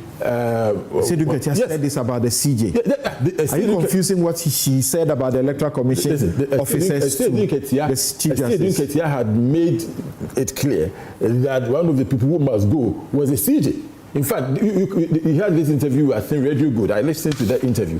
He has said that the woman must go. He's the chairman of the NDC, okay? And he seemed to be the presidential candidate of the NDC. You're saying he said this prior to the petitions for her removal? Yes, prior to the petitions, yes. Ketia has said that. How come I didn't hear this? So you hear everything that goes on in this country? I monitor I also monitor stations for the purposes of this show. So what the point I'm making is that the NDC, from President Mahama at the time, the candidate Mahama, to the chairman of the party, they had made it clear that this woman must go. They had done demonstrations that showed that the woman must go. It was one singular purpose of the NDC to remove the CJ. That is the point we're making. So that let's go back. Let's go back to ECOWAS court. Hasn't gone away. Let's go back to ECOWAS court. So you brought the politics, and I'm saying that the question about politics was not subject of the ECOWAS decision. At ECOWAS, it was just about human rights. I pointed you to something which suggests the politics. You disagree with it. Can we move on? Because it is in there, part of her arguments. Samson, the point I'm making is that this woman has been abused, by the NDC. She suffered the most unacceptable humiliation by the way she's been treated. Of course, she goes to ECOWAS court. The court says that it doesn't agree with her. I'm not happy with it. But the decision of the ECOWAS court, in fact, the decision of the ECOWAS court is not going to overturn the decision of the courts in Ghana. In fact, the ECOWAS court doesn't sit as an appellate body of our courts in Ghana. And so for me, it's okay that sometimes this is for educational purposes. It's okay that she went and the courts, they've made their decision and you have to stick to it. But the politics, it's still there. Okay. We believe let's help our audience. Let's help our audience. Yes. Let's help our audience. Yes. Tone down the politics for now. We have discussed that for a whole year. Yes. Now, in the ECOWAS court. Yes. One of the charges she made against the president and by extension the Council of State was that when the petition petitions were submitted to the president, it was only through Felix Kwache Ofosu's statement to the public that the president had received these petitions and was beginning the consultative processes with the Council of State. That's how, when she got to know about it. Yes. And she said that was wrong. She should have been given copies of the petition before Council of State will peruse and do their prima facie determination. Yes. And that her intervention would have helped them in their determination of the prima facie decision. So she said that she needed to also give a response for that prima facie determination. And because of that, it was a major ground. It's part of the grounds before our Supreme Court. Yes. The ECOWAS Court disagree with her. Yes. What do you say about that? I mean, look, and that's the beauty of the law. You hold a position, somebody disagrees. If a decision is made, you move on. But I think that her point shouldn't be brushed under the carpet. This whole process, in fact, the court said that in their view, they don't even think that Article 146 requires that prima facie determination should be made. But they refer to the Ghanaian court's jurisprudence and said that this is what the Ghanaian court says, so they think that should be done. It is important that for us to, as a country, for us to move forward, if a group of people, a committee or a person is supposed to make a prima facie determination, we need to come to a position where we agree that at least that person should, at the minimum, be given the opportunity to make his or her views known before that prima facie determination is made. This is the case she's been making, and we all tend to disagree. We believe that this is administrative, and that's why the court said that it's administrative. They can look at it and make a decision whether this should go forward or not. They call it the filtering process. Yes, the filtering process. As argued by the Attorney General. Yes, that they believe that this process. You see, it's interesting. The way law works, this will turn 360 very soon, in my view, in the near future. And those who are making this filtering argument, you see they will change their position. We need to be truthful to ourselves as a country. What kind of democracy are we building? Was she denied that? Obviously, she was denied that because she wasn't given the opportunity to at least make her input into the document that was sent to the Council of State for that prima facie. That's what the court said. That is no, but in fact, it did not happen. So that's the fact. But what the court is saying is that her inability to present her view doesn't stop the committee from doing this work or the Council of State from doing this work, and that the prima facie determination was fair. They said that the point where she needed to participate was at the committee level. Was at the committee level, and that she was allowed to bring it. Okay, which is fine. But I'm nonetheless. Hold on, let me read a portion of the judgment to you. No, but if let me just make this point. No, wait. We can do it. In context, it's important. Yes. It might even help you so that you don't know if you are veering off the facts. So no, of course, I have the facts. I've read. Okay, I've read. So paragraph 80. Yes. Paragraph 80. Yes.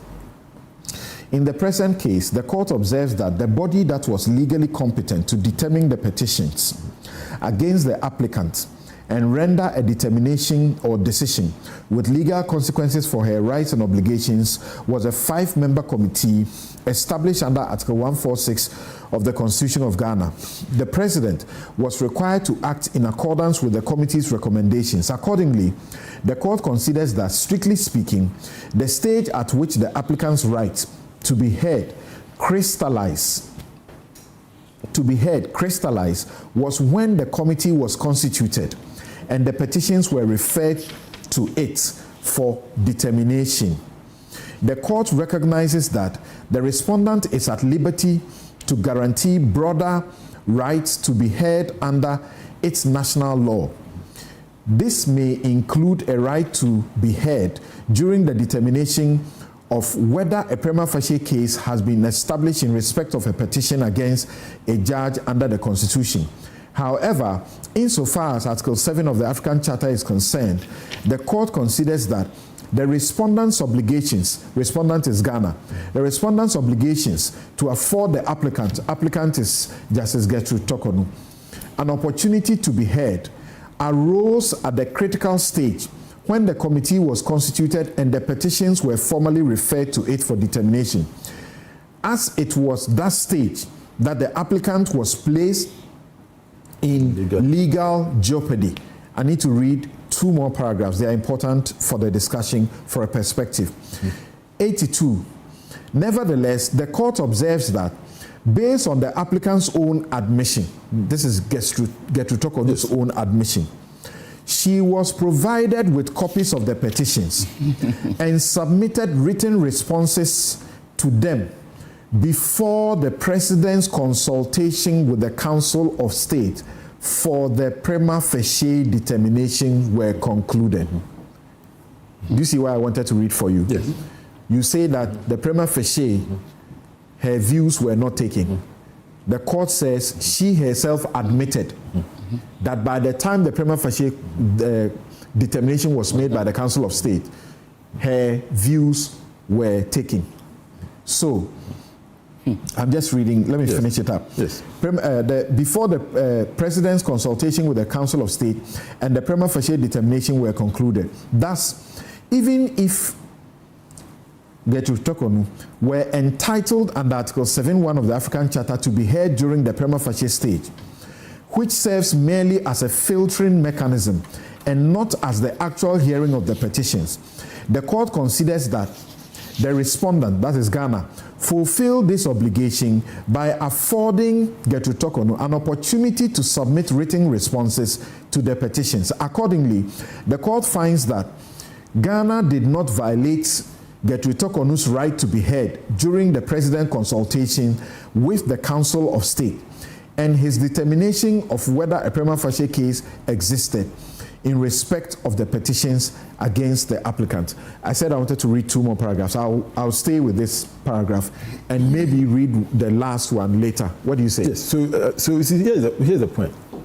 She had gone to court saying that on the question of determining whether or not there's a case against her, she needed to make an input. Okay, this is what she went to court with. And she said that she wasn't afforded the opportunity. Now, in this case, the court is saying that she had sent written responses to the President. Her case is that it is the Council of State that is making that determination. And so, give me the opportunity to present my case before the Council of State. That is two distinct arguments. No, it's not. It's the Council of State. It's not. Listen, it's not. It is the Council of State that is making the determination. Hold on. It's not. So let me make my point. It's the President, according to the law. Yes. And not according to the law, because the law doesn't provide for prima facie. It is the Supreme Court decision that has advised that you should do prima facie for a Chief Justice. Just like we will do for other Superior Court judges. And in that, that prima facie is done by the President with the Council of State. And the court says her complaint was that the President was in the consultation process with the Council of State without giving her copies. But she admits that once she complained, she was giving copies and she responded, which formed part of the consultation process before it was concluded.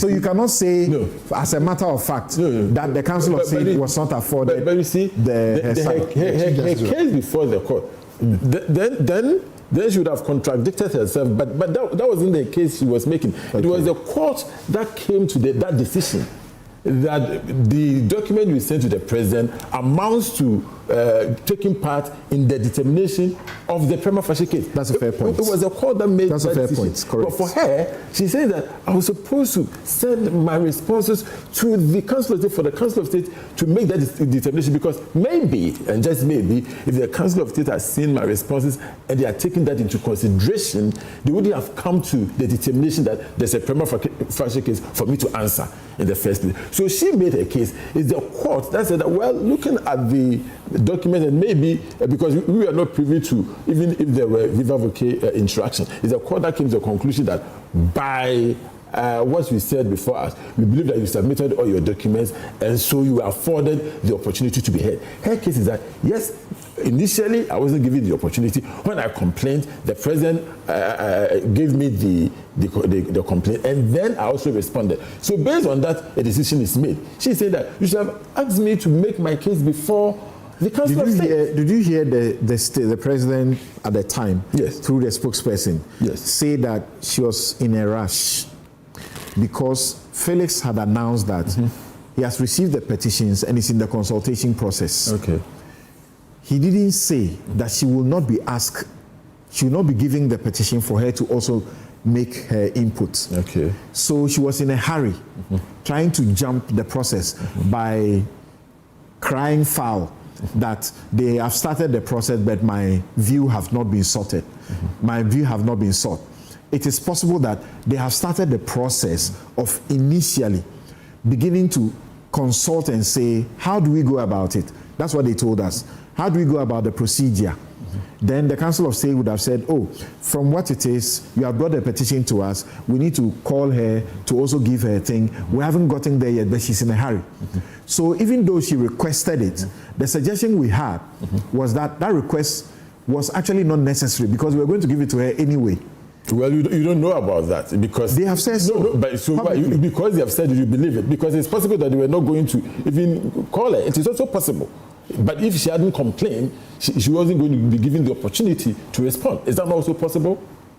The court says that first stage. Yes. It's not where she actually needs to bring her views. But it's fine. It is the committee stage that she needs to bring her views. And at the committee stage, she brought her views. What do you say to that? See, on that court's decision, I have no difficulty with it. I mean, this is a ECOWAS court, and I think that as a lawyer, I'm tempted to believe more in the decision of the court, that it is during the committee stage that the right is really crystallized, that you have to come and defend yourself. But we shouldn't also keep under the carpet the hair point that, and we should be looking at it as a country, that if you want to make a determination of prima facie, do you listen to the other party?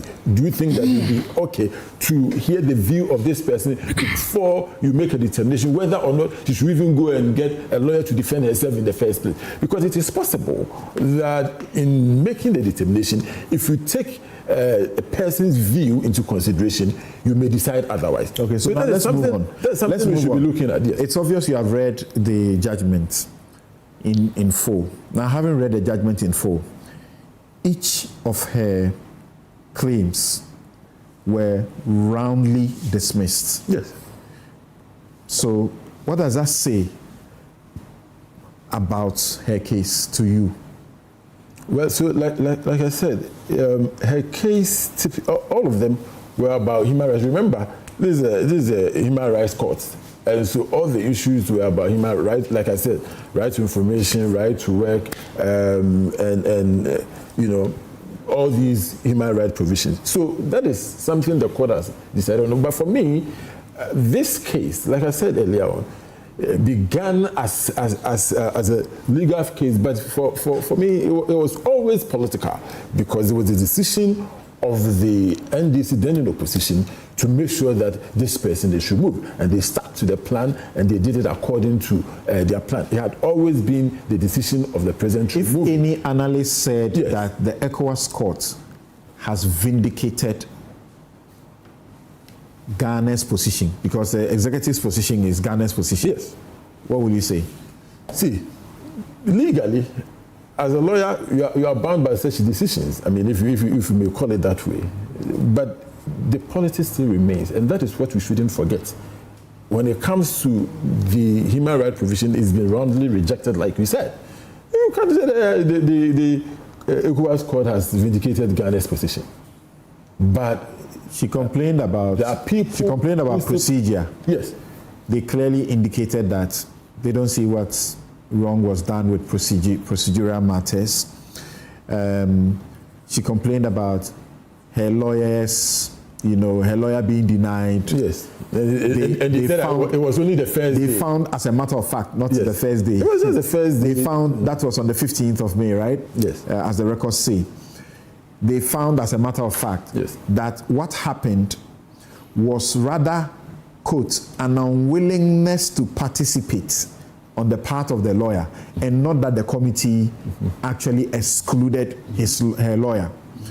On the matter of which procedure to adopt and the rest of that, they said, well, the rules adopted are matters of domestic law and not the African Charter. Yes. On the matters of bias and conflicts with Justice Lesiedu, Adibo, and Puaman, that one too, they say that she failed to prove that they had done anything in conflict or put them in a biased situation against, among other things. Yes. I'm saying, you go to court, you've got to prove your case. She didn't prove her case, like the court is saying. I mean, this is not a court decision that you can even appeal. So we are stuck with it. And the point is that the former Chief Justice has forced this through. I like her courage. I love what she's done. She's tested our laws. And that is what every citizen should do. If you feel that your rights have been abused, you go through the processes, whether internal or international, whichever you choose. She's done her bit, and I believe that she's done a good man's job. Her name will remain in our history, one of the strongest women ever presided over our court.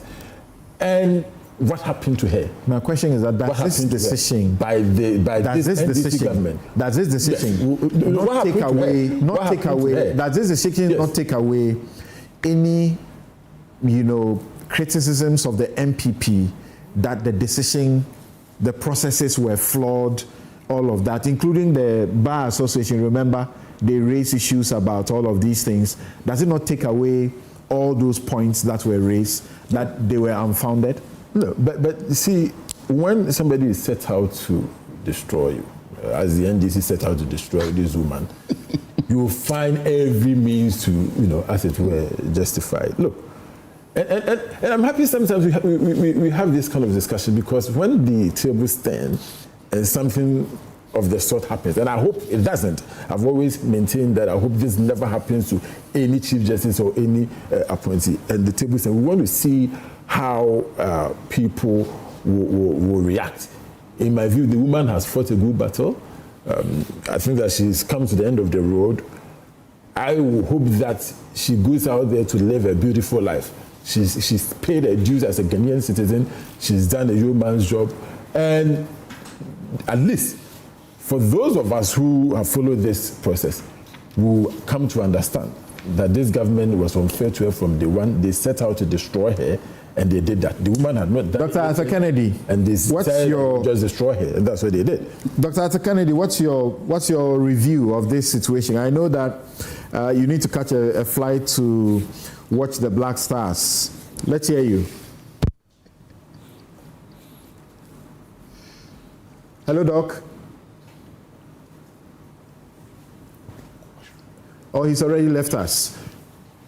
Hello, Doc. Okay, we don't have Doc there, but we know Doc's condition. I think I should have gone to him first to speak, and then he could leave, because he's going to do a good job to support the Black Stars. We are all hoping and praying that they will come out unscathed today. But we've qualified already. Yes, but it's important. By the mathematics. Yes. Okay, Chum. All right, so Samson, when my brother starts incorporating politics into this, because it has always been politics. This has always been politics. It has nothing. Go ahead. It has always been political. All right, thank you. All right, so then let me continue. I was here when you were talking. I beg you. When you continue to do this, then it brings us back to ask also other questions. The only extension to whatever I'm going to raise is that that person wasn't a CJ. But let's not forget that person was an Article 71 office holder, just as Madam Torkonoo. These opportunities that Madam Torkonoo had, first question, did that person also get the same opportunities? We don't know which person. Who are you? Charlotte Osei. Which opportunity did she not get? Oh, she was also given the petition to respond to. Of course. Before time and everything. Of course. And then all that one is the CJ that does the process. And the CJ is bound by the law. I know. The law requires the CJ to get to these people. Of course, the prima facie determination. CJs are not bound. And some CJs' view is that I don't need your views before I make a prima facie my determination. point. Okay, sorry about that. Exactly my point. Sorry about that. So that wasn't the case. But you see, in her case, as she has already noted in her own admission, she was given the opportunity. But now, you know what she's arguing on? Timing. Yes, I had it, but what time did you give it to me? You should have given it to me yesterday. Why do you give to me this morning? But then in the nutshell, the point is that you were given enough days, 10 good days, study it, come up with your view. Even before the president who gave you the thing will even see or hear your response, it was already in the media. So you are arguing that philosopher is the one who made pronouncement of something and that got you notice that, oh, something is about to happen or somebody has made a petition against you. So in the likewise manner, you did the same thing. That even before His Excellency the President will see any response that you intend to give to him, yours was also in the social media or in the media or in the public domain before the President will have access to it. So the question is that if you wanted equity, did you do equity? You are the same person complaining that somebody wasn't fair to you, somebody didn't give you, or you didn't even have it on time, or through the right medium. But when it was time for you to do same, you failed. Now to your issues before the ECOWAS court. You argue that you were even subjected to search. Something. Even when we are entering the court, we go through security checks, don't we? Since when did this become wrong? That you are entering a premises and you are being checked to notice that you have something on you or nothing. I've seen President Mills of blessed memory. I was standing there when President Mills was traveling his last trip abroad. When he stretched his arms like this for an aviation security officer to search him before he would exit the old VVIP launch at Terminal 2. What is wrong with that? If you have nothing to hide, why are you afraid of checks? Then the issue of you not getting fair hearing.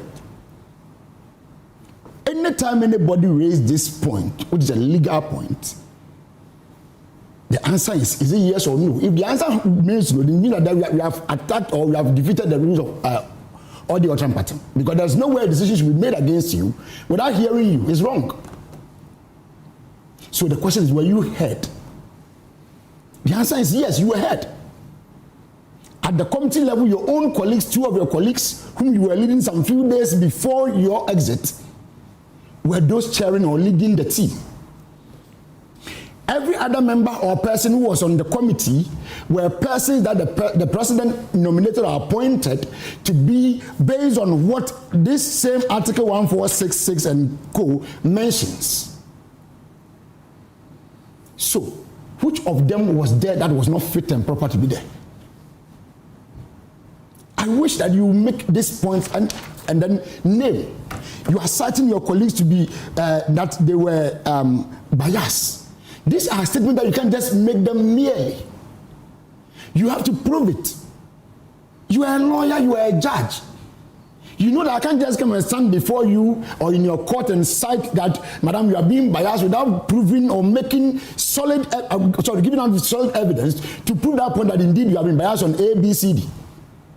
So where you make such points, it must come with evidence, because that is the rule of the game. At the ECOWAS court, you are citing politics. For them, we don't know them to be NDC, we don't know them to be MPP. We don't even know which political parties they belong to in their various countries. They sat on your matter as an independent arbiter. They looked through all your cases that you have raised, about 7 or so of them, and disagreed with you on every single case that you are raising. Why? Because you have no case. If your lawyer decides not to attend the proceeding, is there a means of, a denial? Where you not even go? On the issue of bias against the two justices that you said, you have referenced many times. Just for perspective, I'll read one paragraph of the decision of the court. Paragraph 115. They say to establish that Justice Puaman or Justice Adibo Esiedu was disqualified from sitting on the committee on account of bias, Justice Torkonoo was required to demonstrate that either of them had previously participated in cases involving she and the petitioners concerning the same or substantially the same issues. However, beyond asserting that Justices Puaman and Adibo Esiedu sat on panels with her in proceedings subsequently referenced in the petitions, Justice Torkonoo has not provided sufficient particulars regarding the facts of those cases, the specific role played by the said justices, the issues determined, or how their participation in those proceedings created a personal interest or predisposition capable of compromising their impartiality in the committee's proceedings. Thank you. Straightforward. That's why I said that you can't just say it just like that. You must come with something strong to buttress that case that you're making. And if it's reasonable, the court will always side with you. But if it's not, you can't invite the court to do an argument that is wrong. She gave certain evidence. The evidence was that she and Justice Poaman sat on, what's the name of the first petition again? Ofori, rather. Ofori, what's Ofori again? Daniel Ofori. Yeah. She and Poaman sat on his case, the Ecobank case. Okay, that's one example. And then so in that case, and then the police, the lawyer and police officer, yes, Akorugu, yes, that's that issue. And that Justice Adibu Esiedu, is it the injunction or the case that had been brought to court by Asefua against her, right?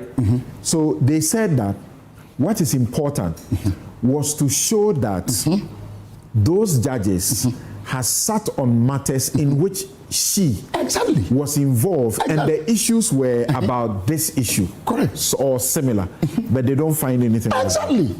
So it means your case is flawless. You can't just say, I mean, it's flawed.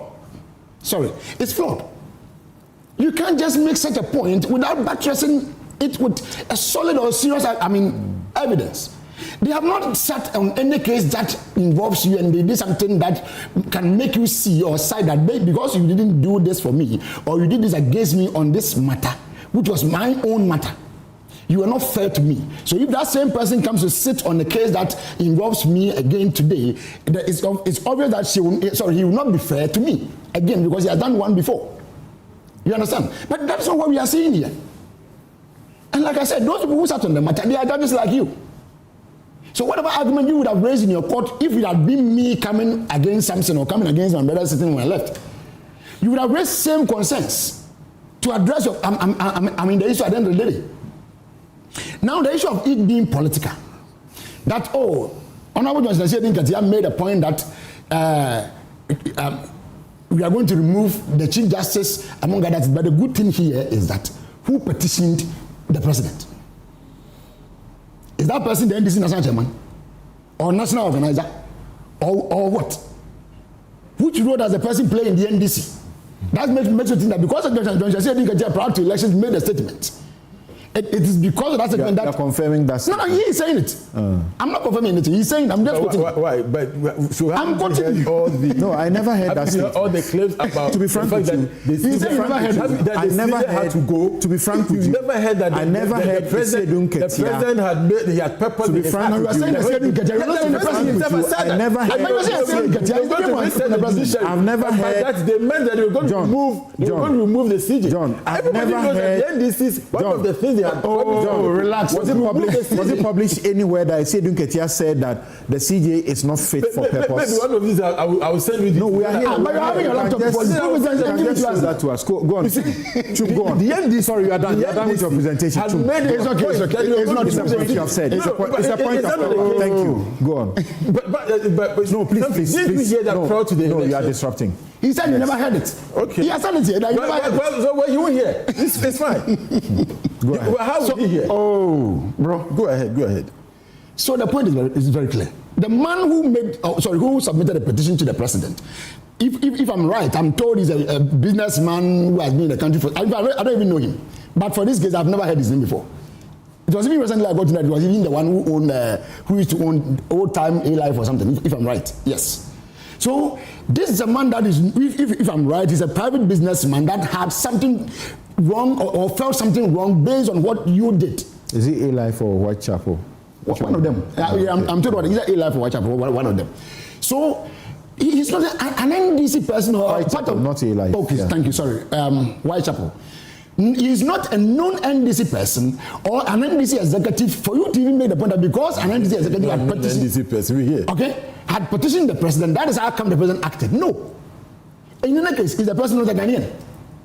Is the law not allowing Ghanaians to bring their cries to the president if there is such a claim to make? Okay. Okay, so let's not be doing this, because you see, if you sit here today and tell us that, oh, you are praying that this thing doesn't repeat itself, when you were removing Charlotte Osei, should I also go and make the same argument that Canada or Japan, which we have just discussed a few minutes ago, also said that you also want to remove him? That was why you removed him. But meanwhile, the petition didn't come from Canada at Japan. You must also admit that in the ECOWAS court's decision, there are a number of the substantive claims that they dismiss, not because they have heard them on the merits. Okay, it's a procedural matter. That, for example, you want us to interpret your laws, your constitution. We don't have that power. We don't do that. But wait. Okay. For example, you want us to perform an appellate court's work, like review the work of the committee to come to a conclusion that the committee did something wrong about the complaints about the payments that she had for her travel and all of that. You must also know that the court said that they cannot investigate those matters because they are not an appeal court of national courts. So on those matters, they didn't go into the merit. In any case, they suggested that she also didn't present the decision to them. Because as she said, from the committee, as she has said, the committee had not made the decision available to her. And yet she was complaining that they did something wrong against her. And yet she didn't also present that document for them to review. In any case, their job is not to review the decisions of national court. So on those issues, can't you agree that there are aspects that the ECOWAS court didn't actually have to look into the merits to make a decision? So those are substantive. No. Something, no. A very big no. Madam is not just an ordinary person. She is a lawyer and a judge, and knows very well that the ECOWAS court is not an appellate court. She knows. So why was she inviting them into that arena? Again, she knows very well that she wasn't the lawyer. But is she not a legal practitioner? Is she not a lawyer? By profession, is not a lawyer. Because the lawyers were two Nigerians. Oh, no, I mean, I don't mean in that court, but in her capacity, whether in that place or whatever, she's a lawyer. By profession, she's a lawyer. She knew, or she knows very well, that this court that she went to is not an appellate court. And that they can't do anything that is supposed to be in the jurisdiction of an appellate court. She knows that. Secondly, she also knows that to interpret a law is not in their jurisdiction. So why was she inviting or asking them to do it in the first place? You are lost. You are lost. If you want to make yourself. Oh, which one's happy? I mean, you are a lawyer myself. You know this. This is that we are all saying here. We are all lawyers. You know very well that what I'm saying here, I'm not going, out of context. Okay, it is true. Let me bring Oliver on here. So before I bring Oliver on this matter, let me read one paragraph. Paragraph 122. Okay. They said, indeed, overall, it has neither been alleged nor established by Justice Torkonoo that the ex parte Ayamga Akolgo case, that's the police officer who alleged that the Chief Justice had dealt with her wrongly in a certain way. It has never been alleged, established.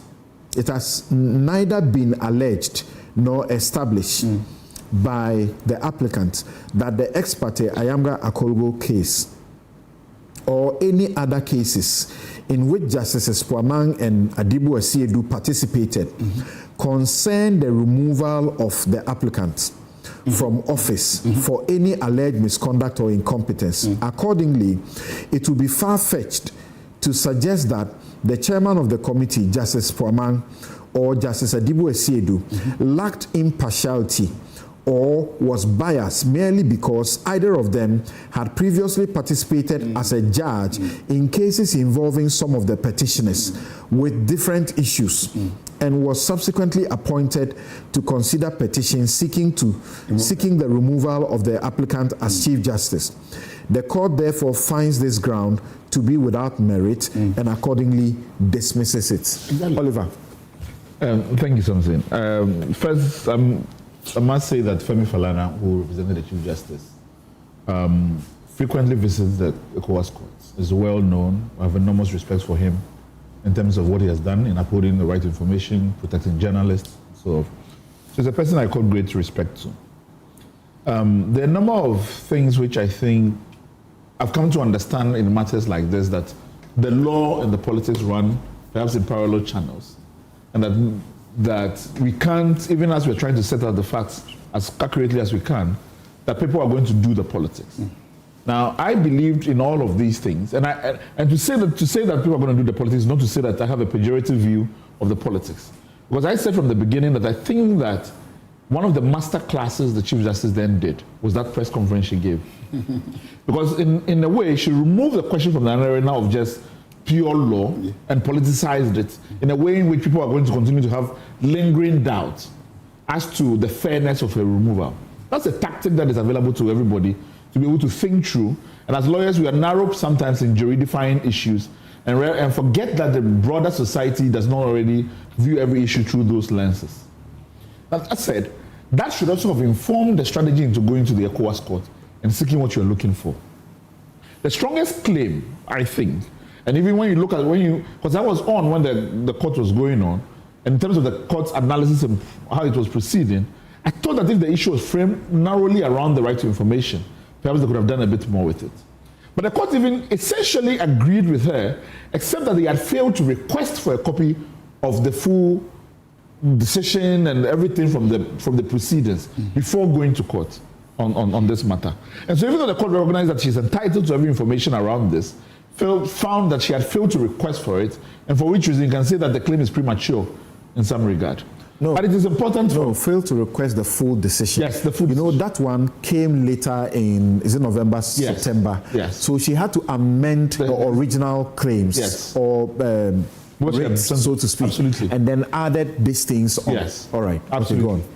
Now, for even yourself and me who have been interested in questions around Article 146 process, I think it's a huge win for us. Because the questions of disclosure around the proceedings after the event is something I think is in the public interest for persons to be able to peruse and have conversations for us. So I think it's a big win in that regard.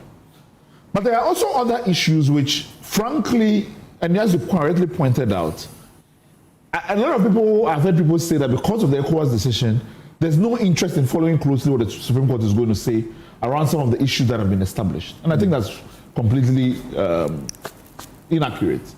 Because some of the things that she says, for instance, which have a lot of factual bearing as to whether or not the key officers of the committee swore the requisite constitutional oath. It's a matter which doesn't go to rights, and for which reason the ECOWAS court cannot look into. But they go into procedural substance which our Supreme Court can be inclined to uphold if those are proven. So it is not a far-gone conclusion that the court will necessarily conclude that the procedure for a removal was sacrosanct.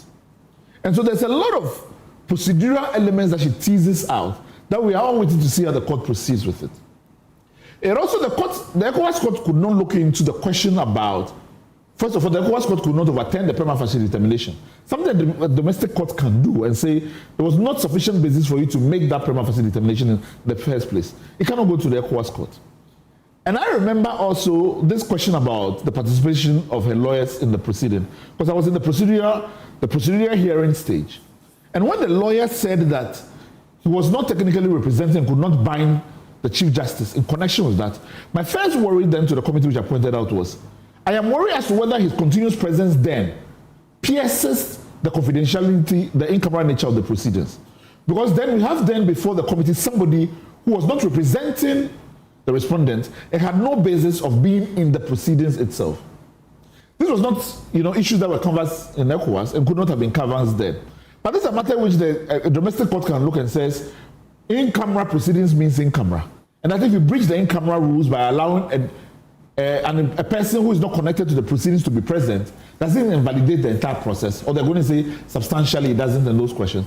Those are questions that can be looked into more broadly in respect of this. On the questions of how to frame her claims before ECOWAS, like for instance, the question of a removal, she was forced to go under the right to work in the questions of suspension, which the jurisprudence doesn't necessarily work. And I don't think if she was arguing it in the context of Ghana, she would have argued it in the context of a right to work claim. So the forum where you go to, how you're able to frame the case, all determine as questions of your chances of success more generally. The last point I would make also is connection with the fact that the petitions against her in connection with the Kolgo one and then the Shining Stars one were not determined. In the ECOWAS court, this was framed as making unlawful the prior finding for her removal. I would have thought that a different way to frame this issue was that because a prima facie case was determined against me, the only process by which I can clear my name in connection with that was if the committee hears them fully. It has no bearing on whether or not my prior removal is correct or not, but I have a chance to be able to clear my name because the prima facie case stands without challenge, and there's no other forum for me to do that.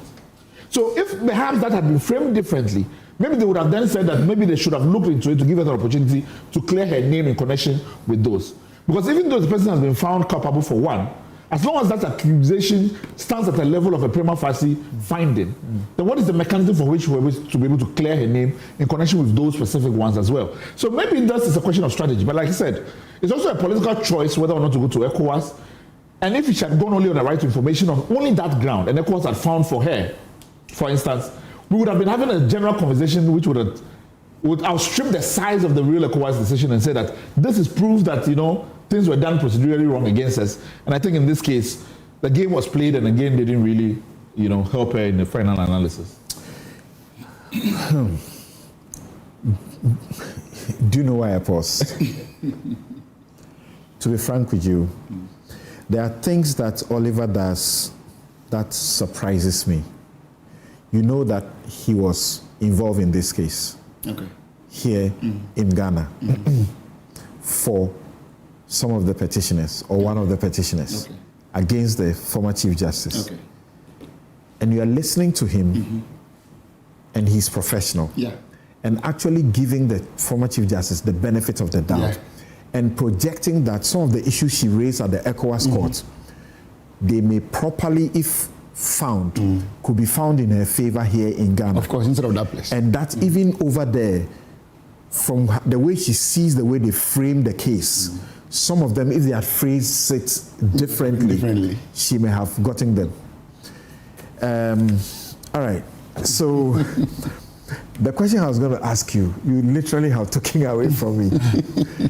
But I must ask, on Thursday, if the Supreme Court of Ghana proceeded to determine the cases that are pending in respect of Torkonoo's removal, would they take solace from the ECOWAS courts? I think you are going to find some clashes between some of the things the ECOWAS court finds and the court finds. And for instance, on the question of the prima facie, for instance, I have disagreed with our Supreme Court's position that it requires some form of a hearing, because I feel like it puts a greater burden on the public in being able to cross that threshold. And the ECOWAS court seems to agree that a prima facie determination is just a filtering mechanism. And that's, for me, I think it's proper for holding office holders accountable. And I saw you wrote extensively. I've written extensively on this question as well. So, but I think the Supreme Court is fairly set in its views regarding, the prima facie and people getting hearing. What has not been determined as to whether the prima facie case is self-challengeable. Is it a political decision when the Council of State has made it, and for which reason it is not reviewable by a court? So when you see the ECOWAS court says that the decision is only deliberative and administrative, it's not judicial or quasi-judicial.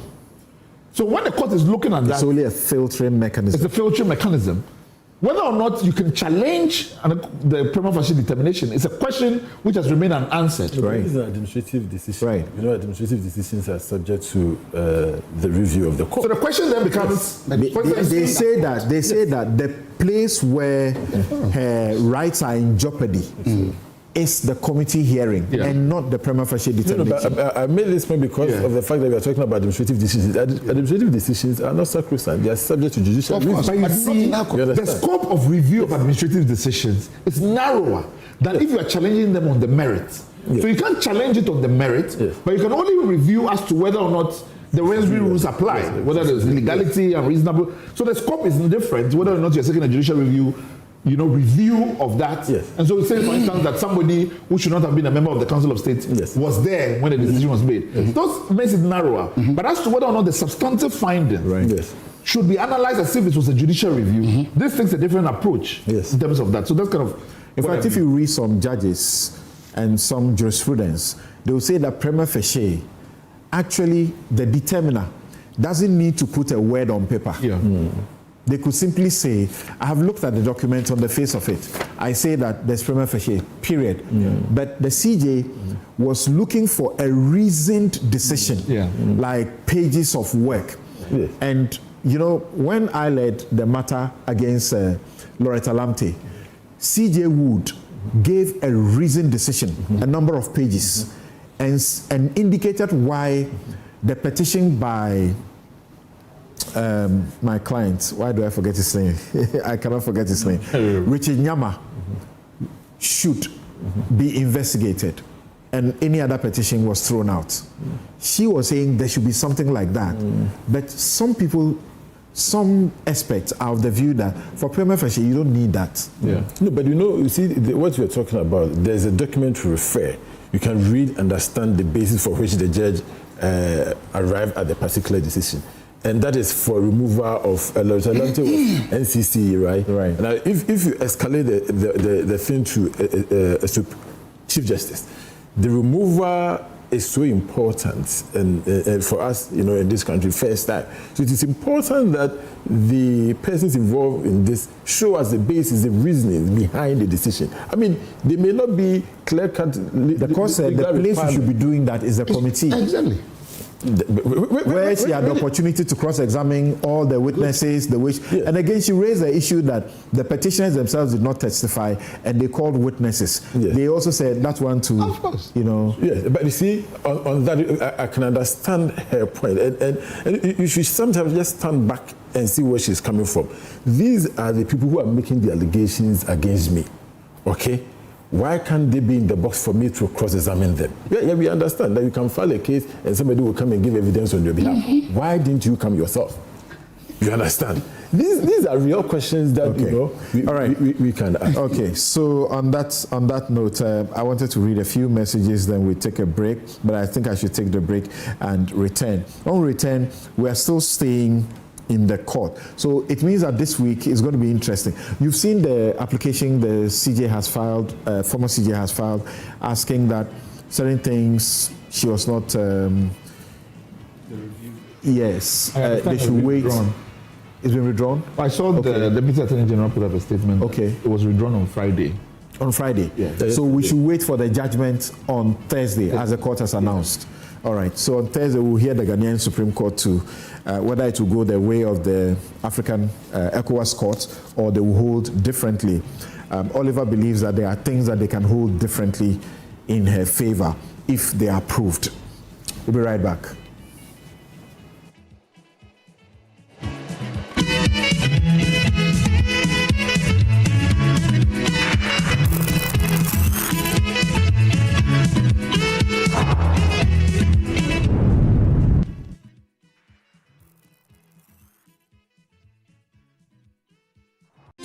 Another week is here on the greatest of all time show. My name is Giovanni Clip, and tonight we're bringing you talent. Contestant number one, let's bring David. Let's bring. He did it for you. Cut. Oh, there is a leakage. Where's the plumber? For quality and durability, insist on Syntex pipes. If you want quality, this be where you belong. Strong, tough, and reliable. Your perfect match to your trusted Syntex pipe.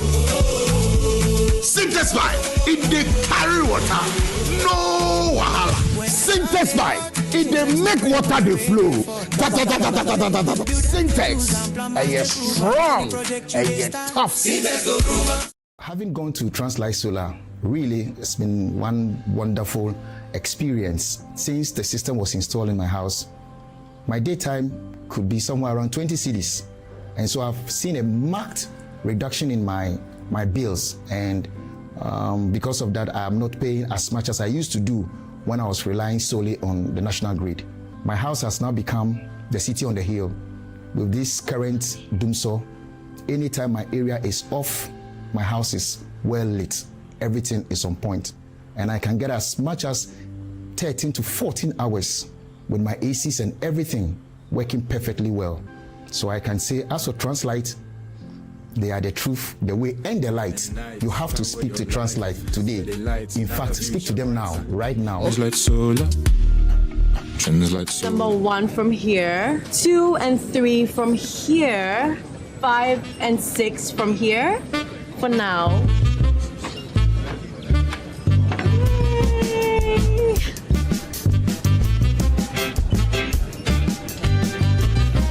Now I have the number 7, 8, and the number 9.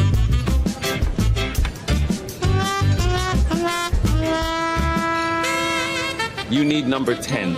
Please, I can't eat anymore. I mean, number 10, liver salt. The effective liver salt for the relief of stomach upset, heartburn, hyperacidity, and indigestion. Would you like to try number 11? What? Number 10 liver salt. Refreshing relief fast. Manufactured and distributed by Ernest Chemists Limited. This advert is FDA approved.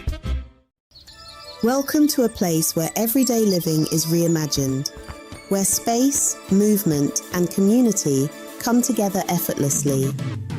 With thoughtfully designed spaces, modern facilities, and everything you need within reach, you don't just live here, you feel safe, comfortable, and at ease. Step inside Eden Heights and discover spaces crafted for comfort, style, and everyday living. And just when it feels right, you will know. Because this isn't just about finding a house, it's about stepping into a better way of living. Eden Heights, the height of modern living. Book a private viewing today.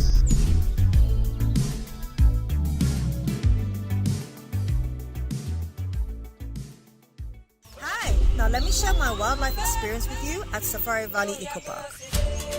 Welcome to Safari Valley Eco Park. Our electric shuttle pulled up and in no time our tour began. We were surrounded by wildlife from the moment we entered the Eco Park. We were greeted by experienced tour guides who took us through orientation and how to better enjoy the experience.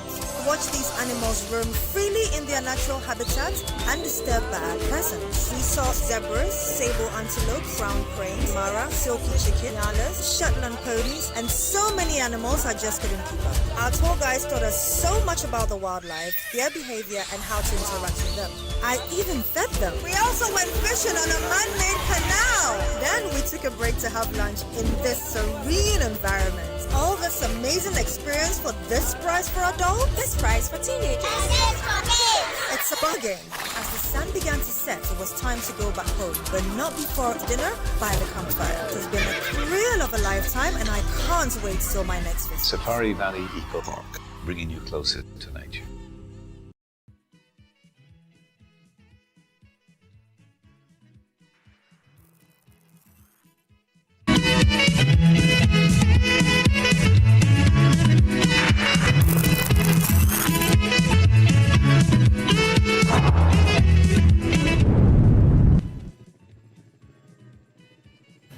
You're welcome back. This is Newsfile. It's your most authoritative news analysis platform. And here on Newsfile, we put Ghana first. My guest, Alexander Chum, Berima, Dr. Kennedy has taken leave of us because he has to catch a flight to go support the Black Stars. Oliver Bakavomawo, John Darko are here in the studio. And what are we talking about next? We're talking about the editor of the Herald newspaper. I hope we can do that very briefly. Editor of the Herald newspaper, Larry Dogbe. He was convicted of contempt for defying an injunction order by the High Court. And the next day, when he was supposed to be in prison, he got bail pending appeal by ex parte motion. And so we're going to ask a few questions about that.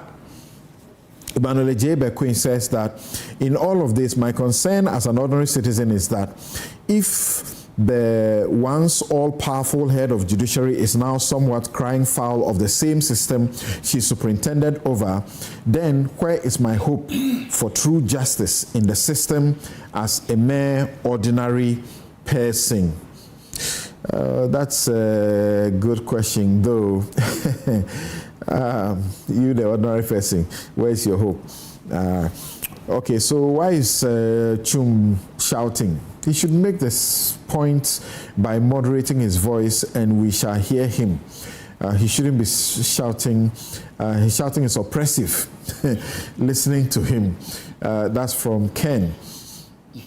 Prince Henry in Koforedia says that the fact is Gertrude Torkonoo can go to The Hague, but the law will still be the law. She is her own enemy because she chose politics over the law that was doing the bidding of the MPP instead of the larger Ghanaian bidding. These are allegations, right? These allegations are not proving. Okay, so you said she must dance her own panogo, and the $10 million she wanted, she didn't get. And you say Nipa a Cobra. Why? If you file a case and you believe that you win, you ask for something. That's what she did. Edubuahin says that no, Johnson Esiedun Ketia did not state that the former Chief Justice was, quote, not fit for purpose, end quote. Instead, he famously used that exact phrase to describe the leadership of the Ghana's Electoral Commission. During a live broadcast on Joy News PM Express, the national chairman of the National Democratic Congress explicitly demanded the removal of the EC chairperson, Jim Mensah, and her deputies, declaring that the commission in its current state, quote, was not fit for purpose due to the electoral mismanagement. While he did not use that specific phrase for the judiciary, Esiedun Ketia has heavily criticized former and suspended heads of the judiciary using different language. Thank you very much. This one says, Musa Abattoir, the Constitution is clear and no one is above the law. Many public office holders have left office under difficult circumstances and moved on with dignity. Instead of prolonging the matter, Justice Torkonoo should accept the process and focus on her future and allow Ghana to move forward in peace, because the law is the law. The national interest must always come before personal grievance. Dr. Brown, CEO of Forestry Commission, must be commended for his good work. Which one is that? Okay. This is party people who must give shout outs to, people who are doing things. Papa Bisu Spinter says, I would love to talk to my house matter only because of democracy to prevail in Ghana. I will have to caution MPP to handle Ken's issue with the greatest care. If not, that's the beginning of the final end of the MPP in Ghana's politics. My question I'm asking you guys is, you are saying that the MPP should talk to him so that he doesn't spill the beans. So does that make him patriotic then? If he will keep quiet simply because he'll be appeased and not, then he doesn't have Ghana's interest at heart, as others say. Alan has already left with some trusted MPP members, and the last straw for MPP's end will be Ken. Again, they should mind how they criticize the NDC government. The ugly noise is just too much. Ghanaians are getting fed up. If not, they will remain in opposition for the next 30 years. Okay. You heard some people say these things and it never worked, eh? They remain in opposition for 30 years. Finally, Master Planner Junior in Kintampo says that all what we do today will be available for us in the future. We, the MPP, are taking notes and writing dates. Just give time some time. All right, we hear you for your comments. Now let's go to Larry Dogbe, editor of the Herald newspaper. On that note, let me begin with you. Yeah, something I think on Larry's matter, I will just be very brief. And the only thing I would like to say is that... So we go to the narcotics quickly. Colleague, friends, and media, and every other person has to be very careful when it comes to orders of the court. If a court order you or makes an order or make any pronouncement as to what you should do or should not be doing, please and please and please, let us give that utmost respect to the court. Okay, it's very important because the moment we start doing things that brings the names or the image of the court into disrepute, it wouldn't help the country. If the court had said something to you, staying away from it wouldn't have caused any harm. This contempt that came on him as at, is it yesterday? Yesterday that he got bail. Yesterday he got bail, so it was about 2 days ago, if I'm right. That's right. 2-3 days ago, yes. So the previous day. The previous day, yes. So he would have been free from this. He would have been free from this. So I would urge not just him, but every other media person who is reporting on something, or if you have a case with someone in court or whatever, be careful with comments that you go out to be making to the general public, or to write on the social media handle, or to publish in any newspaper or whatever. And be minded that it's not just you. Your interest, yes, is important, but the whole country too has an interest in the court. And that anything that is coming from the court is something that we all respect, whether we like it or not. And for that reason, we must always be careful with how we deal with the court. Because the court is one last institution that will never entertain anything disrespectful from anybody. We have been in this country, we've seen, very senior lawyers being held before the Supreme Courts on matters of contempt, based on something that they said, or yes, mostly something that they said. The lives of Sir John of blessed memory, even our own Attorney General, in 2021, if I'm right, he was called by the Supreme Court, Jazanim Yeboah, for contempt because he had said something that the court felt was wrong. Okay, so we all have to be careful. That is the only thing that I will say. Yes, allow the court to do its own work and not to be crossing it with things that will distract the court. Okay, interesting comments there. I want to try and give a small timeline of what has happened, at the risk of seeming to talk quite a bit. Oh, thank you very much. We have David Annan, who is the lawyer for the Herald newspaper editor, joining us. David, good. Yeah, good. Thompson's been a long time. That's true. Yeah, and having you on the show reminds me of those days when you used to be on Newsfile. Yeah. Those feisty days when we used to do battle with words. Yes. And not with swords. Right. So let me try this quickly and then have David Annan answer a few questions.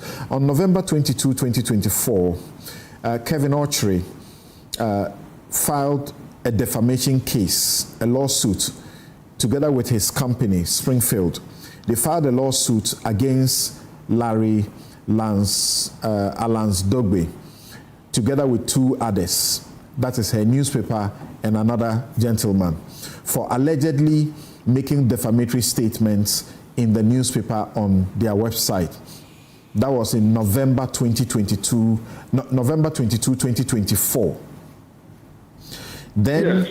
Hold on, I'm coming to you. Then, December 19, 2024, Kevin Orchry applied to the court for an interlocutory injunction to restrain the defendants in the case from making further publications pending the determination of the suit. Then, January 30, 2025, Larry filed a statement of defense to the substantive suit. June 11, 2025, the High Court granted an order of interlocutory injunction restraining the defendant from publishing statements intended to undermine and tarnish the image of the plaintiff's reputation pending the final determination of the suit. Then June 25, 2025, Larry filed a notice of appeal against the court's injunction ruling. And then September 23, 2025, the court issued an order for substituted service of the injunction order to be served on him through physical posting on the court's notice board, national newspaper publication and on WhatsApp.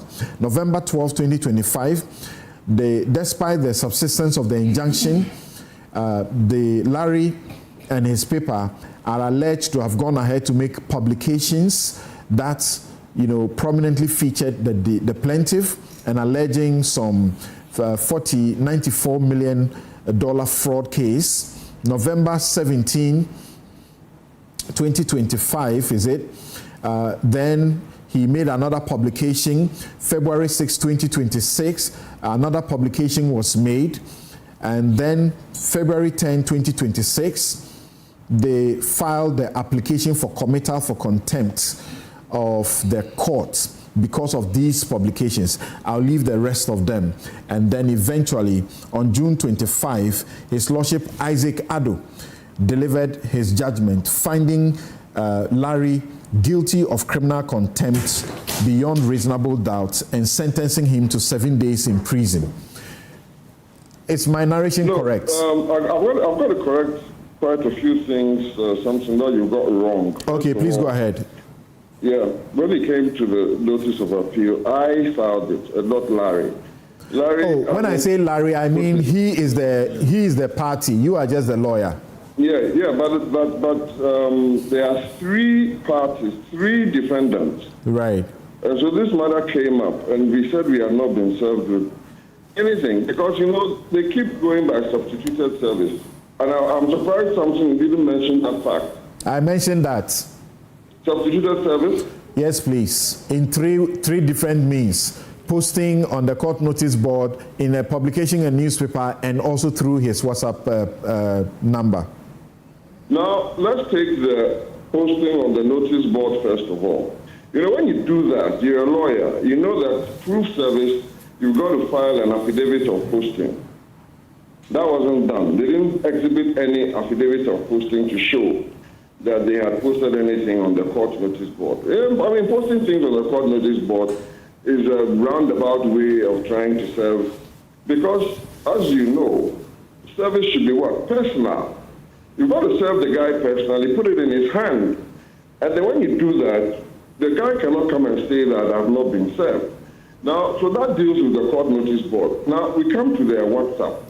Their WhatsApp posting, they didn't give it to a court bailiff to do. And they did not also give it to a court process server to also do. In other words, the lawyers for the plaintiff, Kevin Autry. And why don't you like mentioning the guy's name? You don't seem to want to mention who the plaintiff is. Kevin Autry. I've mentioned his name. David, I've mentioned his name. Okay. Because, several times. I see. So I want to tell you why Kevin Autry is even bringing this application in the first place. And that is because according to the court filings, according to what is in court, so I'm not speaking sub judice here. Sub judice only applies when I refer to matters that are not prevalent in the court processes or that did not happen in court. Then sub judice applies.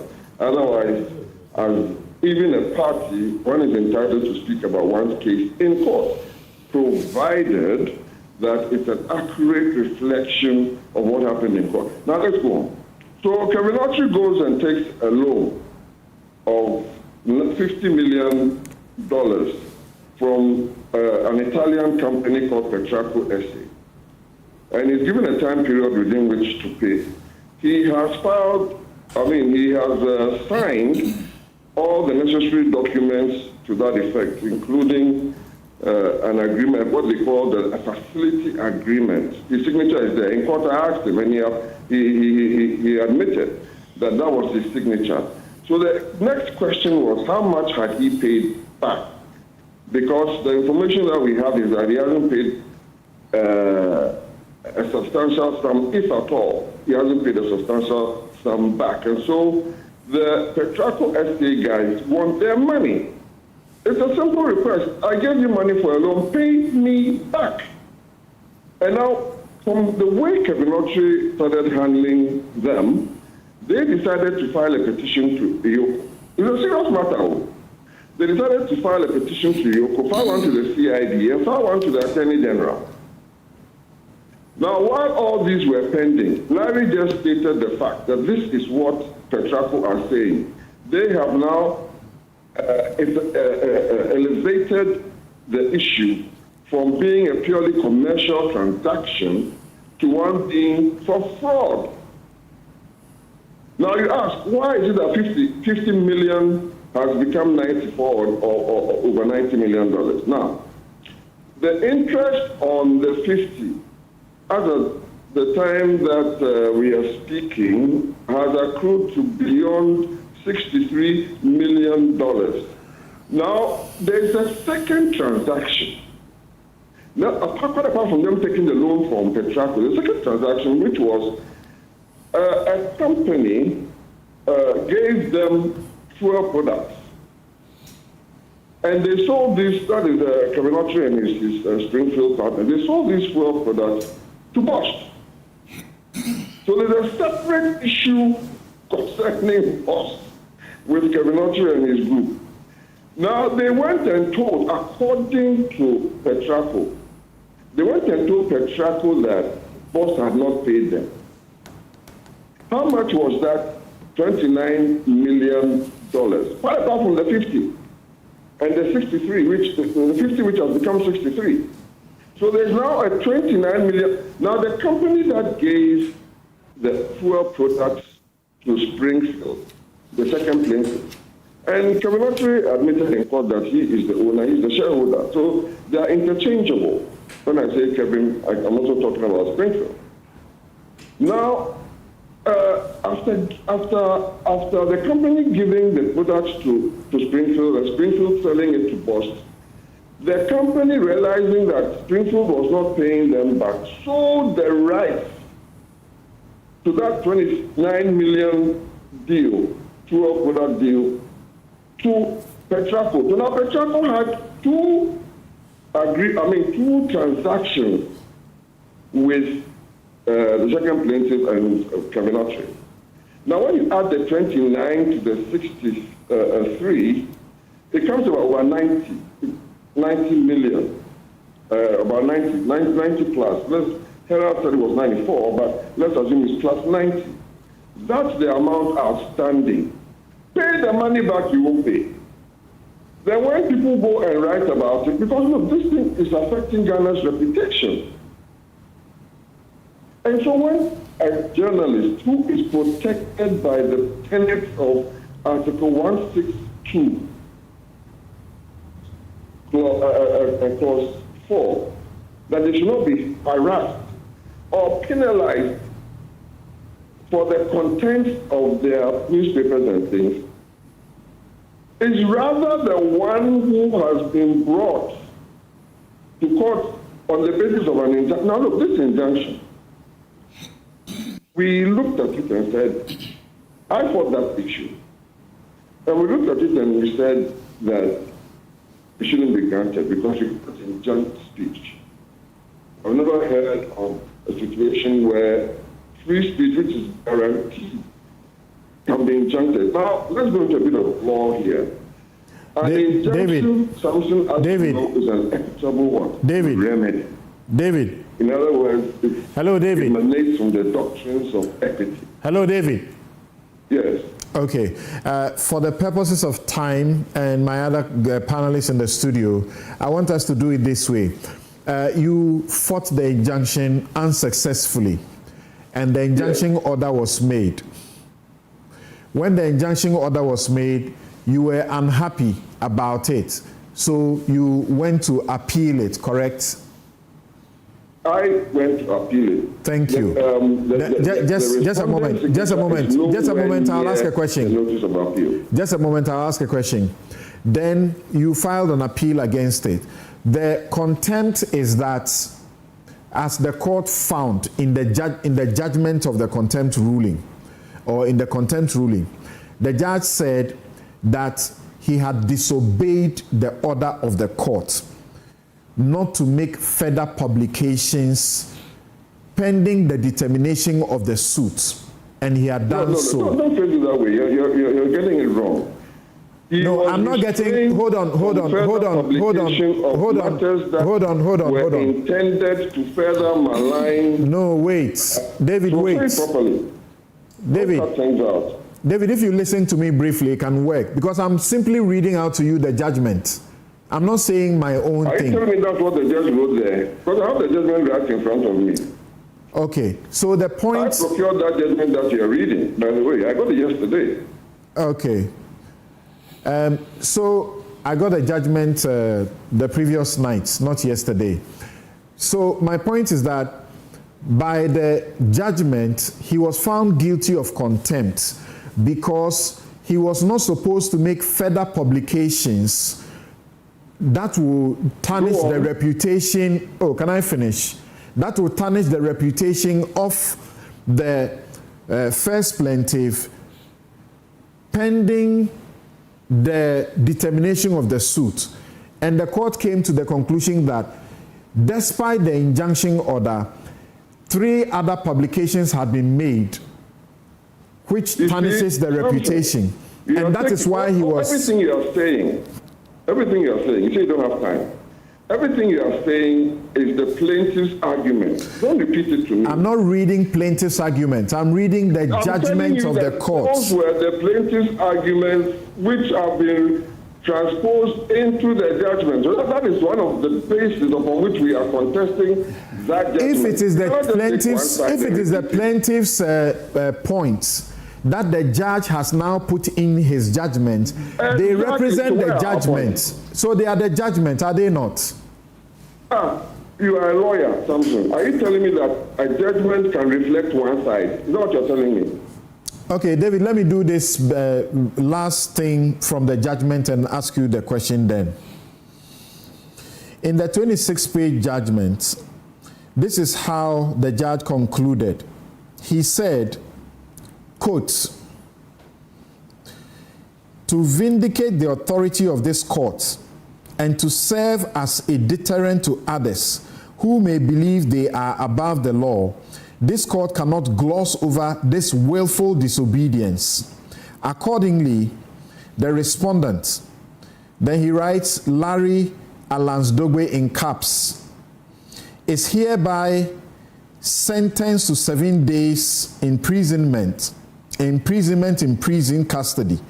Let a warrant of committal be issued immediately to the Director General of Ghana Prison Service on his designated officers or his designated officers to carry out this sentence into effect." End quote. To explain my point. You are reading the obvious. What is the question? Okay, so was your client taken to prison custody? Is that what is that the person that, so you left the merits of the application, you read the judgment to me so as to vindicate the judgment, which we have appealed against, by the way. You didn't allow me to explain the deficiencies in the order of injunction, and then I don't understand what you're doing. Okay, yesterday you secured bail for your client, is that correct? Of course you know it's correct. You know that already. Okay, so I heard from the discussions yesterday that you are filing an appeal within 10 days. Is that correct? No, we have filed the appeal already. The bail was secured pending appeal, so you cannot secure the bail. This is a quasi-criminal matter, so when you go for bail, you have to file the appeal first. Right. So we filed the appeal yesterday, and you were talking about the judgment. I'm telling you something, that the judgment you are reading was procured by me, and you reminded me. It's okay, don't worry, but I'm reading it. I just wanted you to know that I was reading the judgment. From me. All right, thank you. I don't know you are the one who procured it. So, back to the question. David, can we have a discussion and conclude it here? Let's go on. All right, so your client is on bail pending a determination of an appeal that you have filed. Yeah, but you see, that is not our primary focus. And I want you to give me about 5 minutes to explain our side of the story, because you cannot just repeat the plaintiff side that has been captured in the judgment and expect your people to know both sides of the story. Okay, David. To let both sides be heard by the public. So give me 5 minutes to explain our side of it. David, I don't have 5 minutes. So why did you read all that stuff? If you had told me, I'd have rather said what I want to say, and for you not to read that stuff when I'm gone. On the appeal of the contempt ruling, what are you telling the Court of Appeal? That the contempt was wrong? Definitely, we are attacking the service. We are attacking the service that you were busy quoting and saying that because of. Tell me, as a lawyer, is notice of appeal proof of service? The judge held that you were served. That's all I can say. Appeal proof of service, yes or no? The judgment said your client was served. Yeah. You are becoming very pedantic. I cannot say your client was not served. When the judgment says your client was served, that's why he was convicted. I'm not asking you to say he was not served. I'm asking you to say that this is what. Okay, David. Thank you. Have a good day. Thank you. Please cut him off. Cut him off. Thank you very much. We can't have a discussion like this. All right. So, as it is now, questions are being raised that, I wrote about this and I asked the question. Punishing a journalist for contempt, could it have been, and I know you will endorse that instead of putting the person in prison, why not give them a fine to pay or a caution or something of the sort? I think something. I mean, if you don't mind, I'll start maybe from the bail application. I've read the ruling on the bail, and I think that by the same judge. Yeah. And I think, in all honesty, it's the finest moment of the judge. Because the judge says that I admit that the bail application has to be brought on notice. But I am mindful that in emergency situations where there's life-threatening instances, in regard to the length of the sentence, that I will grant an interim 10-day, that you repeat it on bail. We don't typically have in our rules mechanisms for emergency dockets for these things to be taken expeditiously. In fact, the registry of the courts are not set up to be able to isolate cases where there's an emergency that applied. I've seen like many other jurisdictions where a person on death row at the 11th hour can procure an order. We don't have those systems set up. So I think that is something which I understand that the CIA is being reviewed. We can think through carefully as to emergency situations of this nature. Now, I have seen also, sort of your write-up regarding procedurally whether or not Larry and Co. failed to respect the order. My concern is that the order is in a nature which is difficult to comply with. Okay, so I've looked. Now we must remember that the original case that was brought was about defamation. Correct. Of Mr. Kevin Ochi Springfield in this matter. The substance of that's the matter that must be proved to begin with. Then an injunction is sought, which says that the order says the person should not make any further publications. Let me read it.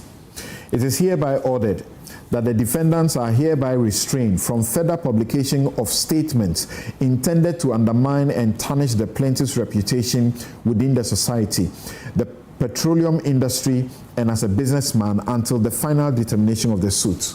So my first concern is that when you say further statements intended to, it is already presuming that there's a prior statement that has already been, which has done that, which is the substance of the main thing before you. Right. And we have to be able to have that conversation, the global question of different jurisdictions are dealing with these questions of prior restraints on publications. We saw this in the Fourth Estate and the National Service matter, that a lot of us were unhappy about that being granted. My concern that if you're not careful, and so many courts have decided that the essence of even the defamation suit is a recognition that it is not irreparable injury. And so even if the person goes on and makes further, you can still be remedied in that regard. So prior restraint is something which generally is frowned upon. But in this case, and which is what worrying to me, the court goes on and says, it is not about whether or not the statements you make are true or not true. You must comply with my order. So in essence, even if Mr. Kevin Ochi was arrested in Dubai, and you publish that he was arrested, my interest is to see whether or not the fact of saying truthfully that he was arrested would injure his reputation. That I don't think that we can allow that to stand in any form or measure. Because in this case... But you are not suggesting that if the court is wrong in its decision, in making an order that you find the order is atrocious, it should not be obeyed. No, I don't agree with that. So this is in terms of the order itself, which is being challenged. Right. This is about whether or not you should be convicted for the contempt. So this is the contempt ruling. That's right. Which says, because they did provide a charge sheet from the Westminster Court that says, this is the basis on which we did the report. Mm-hmm. One, the court says it was not authenticated through diplomatic means. That's right. I absolutely do not think that's correct. To be able to say that, even though you have been able to provide this, which has not been denied, in the time in which you have to respond to a contempt charge against you, we as a private individual must get it authenticated through the diplomatic channels for me to be able to agree that it is something I can look at. You didn't ask and that was denied. You remember the Lumba, legal wives case? But this is a contempt, and this is because even this, we must remember that what he has to be able to prove that is intended to injure reputation is a higher threshold than even the defamation one. Because this is a criminal matter. That's right. So if a person has provided something for you, which even on the face of it looks like how do you call it? A charge sheet from another. I don't think that you should proceed without giving them the opportunity to procure, if you feel like only an authenticated one can be relied on for you to do so. Now, then the court goes on further, and so for me the most important thing, and the second issue is that the court says about the sub judice rules generally. So there was an independent basis beyond the order itself. It said that because the proceedings are sub judice, there should not have been proceedings with publications on it. The effect of it goes beyond Larry. It goes for everybody else. Because in essence, nobody else could make publications regarding or not Mr. Kevin Taylor was, Kevin Ochi was arrested in Dubai, whether or not there was an order or whether there were creditors in the matter, because the matter is completely sub judice. I don't agree that that's a fair balance. No. The order was directed at particular people. No, I'm saying. The defendants. Yes. So that order, if I or any other journalist had to publish about Kevin Taylor, Kevin Ochi, they will not be in contempt. What I'm saying is that there are two independent grounds of his decision. The first one is the order itself. It said that I have an order which prevents you from making statements intended to disparage. And that I do not care whether or not what you have published is true or false. That is my first issue. The second ground is that the matter is itself sub judice anyway. And that because it's sub judice, publications on it are frowned. That I also don't agree with. That's what I'm saying. So that's the second independent head on which I find that the court concluded on the matter. But for me, I agree with you, and what we agreed on is the fact that if there's an order which you are displeased about, that it should have been dealt with. I do not believe that on the finding of the contempt as a criminal matter, which the court has now given them an opportunity to appeal, that the court is necessarily correct on it. But the best thing in this is that the court, even having made the order, is willing for that decision to be reviewed. That's right. And knows that 7 days would have been served prior. Right. And for which reason gave that. I think that's the most important thing for me in terms of this conversation. Right. John, so I do many defamation defense for the media and journalists. And I have cause to mention the GJA president at the Press Freedom Day, when they honored me with Press Freedom Champion. He had a list of about 17 defamation cases against journalists and media houses. Out of that list, 13 of them, I'm the one who is defending the journalists and the media houses. The point Oliver raised, I have raised it before some judges, that if a party says, I have been defamed, and they are coming for injunction, don't grant it. Because allow the person who, even though the suit is pending, wants to say further defamatory comments, let them say it, so that the plaintiff will use it rather as aggravating for more damages, rather than stop them. And in fact, sometimes they agree. I've had occasions they have agreed with me, I've had occasions they have disagreed with me. And David Annan, I will show him an authority. The famous Lord Denning, he says if you are suing in defamation, wait to get your damages for the defamation and not a prior restraint. Yeah. I mean, so, see, I am a bit biased when it comes to these kinds of injunctions. And for the kind of democracy we are building, we need strong, and fearless media. And that is why restraining the media in circumstances for me is a no-no. We should allow the media to freely express themselves. Of course, we must also understand that we have the courts as the independent arbiter. The court is the one that is holding all the various arms of government together. And as much as possible, we need to give the court the respect it deserves. So, for instance, I mean, in this particular case, you may not agree with the order of the court, and it's your right not to agree. Until that decision is appealed and reversed, you have to respect the order of the court. You know, and I think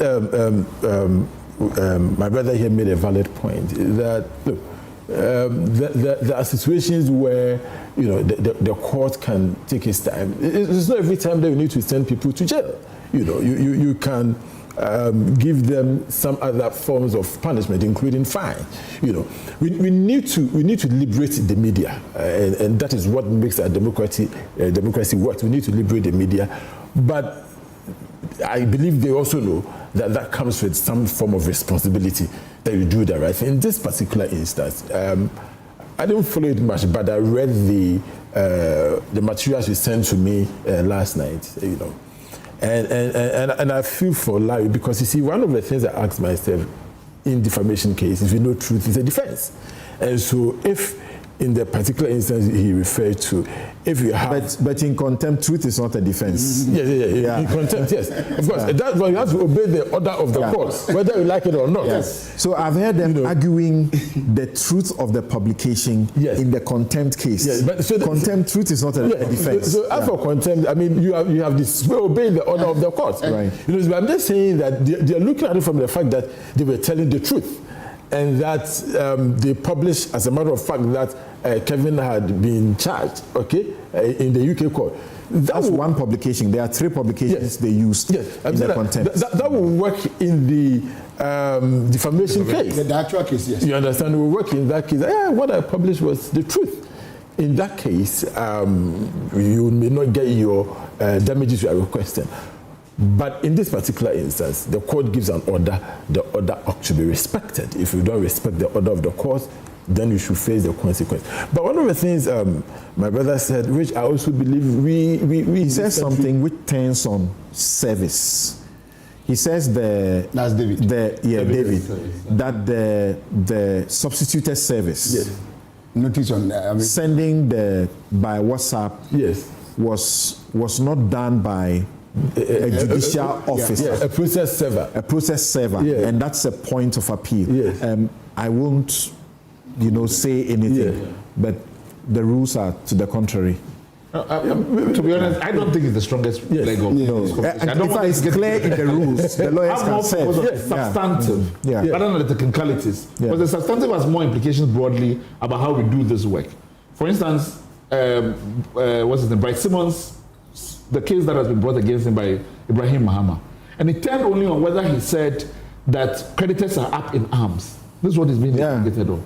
Essentially, by this, Ibrahim Mahama can get to court, get an order against Bright from not commentating on anything. But Bright is the biggest source of our analysis regarding the mining sector and what engineers and planners does. That's right. So I am concerned that if we're not careful about these kind of rules, we debilitate or we prevent ourselves from getting the best scrutiny of these kinds of arrangements, I think. Right. Yeah, and I think one of the things you mentioned, and I believe our courts should adapt, is the court's bail application, the response. You see, in other jurisdictions, courts make order, and they themselves will say, I'm pausing the execution for you to go and appeal. It is something we don't have in this country at all. I think that's what Oliver was saying. Yes. As you are reviewing the rules. Yeah, we really need to look at the fact that sometimes judges know that they can make mistakes. In this particular, some other judges wouldn't have even entertained the application at all, and we just insist that they should go to jail. So this judge did a very good job by saying, I'm staying my judgment. Let's take this, go and appeal. And you have 10 days within which to do that. If your appeal is successful, you go scot-free. I think that's a very good thing that we must encourage in our There are people who are suggesting, including particularly members of your party, who are suggesting that there's something wrong with the bail because he's giving convicted and sentenced today, the next day he's out there on bail. But you are saying something different. Now, I don't know which members of our party, because the party doesn't have a position on that, but I'm saying, if somebody goes to court and secures a bail, that is the order, that is the court. Now, I think the question is whether he did that on notice or by ex parte motion. You know, all applications it's ex parte, that's why it has to be for 10 days. Oh, yes, all applications must be on notice. But if you go ex parte, orders are made to last for 10 days. And so within the our legal framework, I don't think there's anything wrong. Especially that the sentence is only for 7 days. Yes.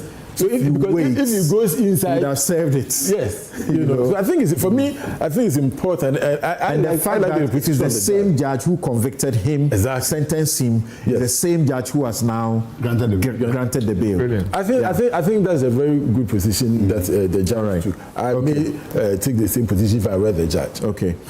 So generally, is this about the judiciary attacking media freedoms? Is that what you see? No, I don't think so. Look, the fact is that if orders of the court are made, we need to respect it. Ex parte folder. Yes, and I think that generally our courts have protected the media. I think we've done well for ourselves. Of course, there's always room for improvement in this particular case. And I think that if you look at the judgment of the court and the order of the court, it's in respect of this particular person. It was not made, it's not a general statement. And this one is because of the history. I think from 2025, from the timelines you give, from 2025, they've always been aware of what they ought to do and what they ought not to do. But they chose to do it. Of course, maybe they want to be that independent media that will express its views without any fear.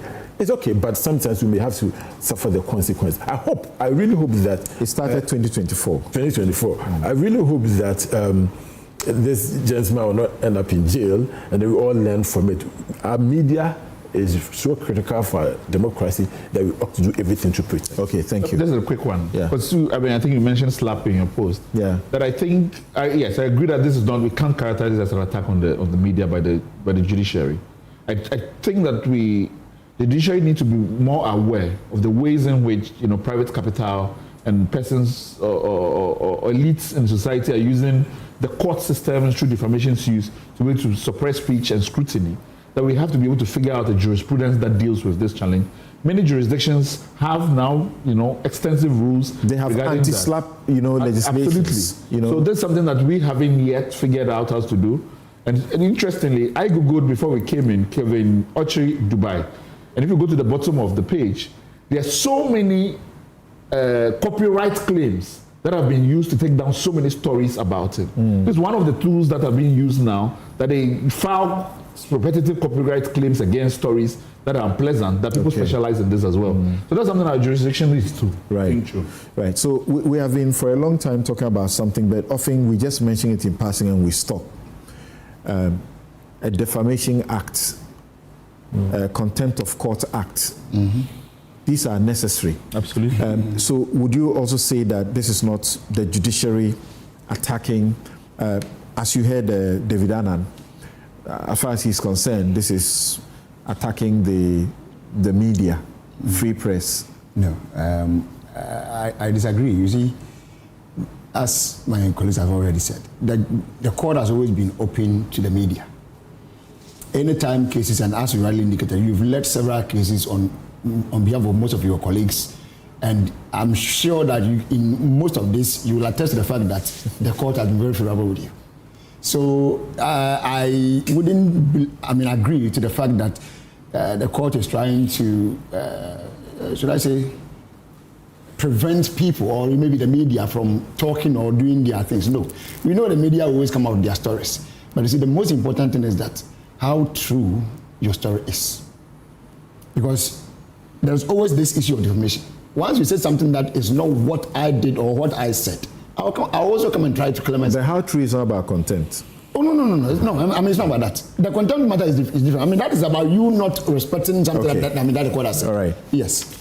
Well, on the question of judiciary and media, I'm disheartened by how long Latif's case, and you're handling and speak about this. Yeah. But, if persons can be in court for so long, not be able to procure justice, I think it doesn't augur well for us. Thank you very much. And so we continue that crusade. Tomorrow, join me on the law.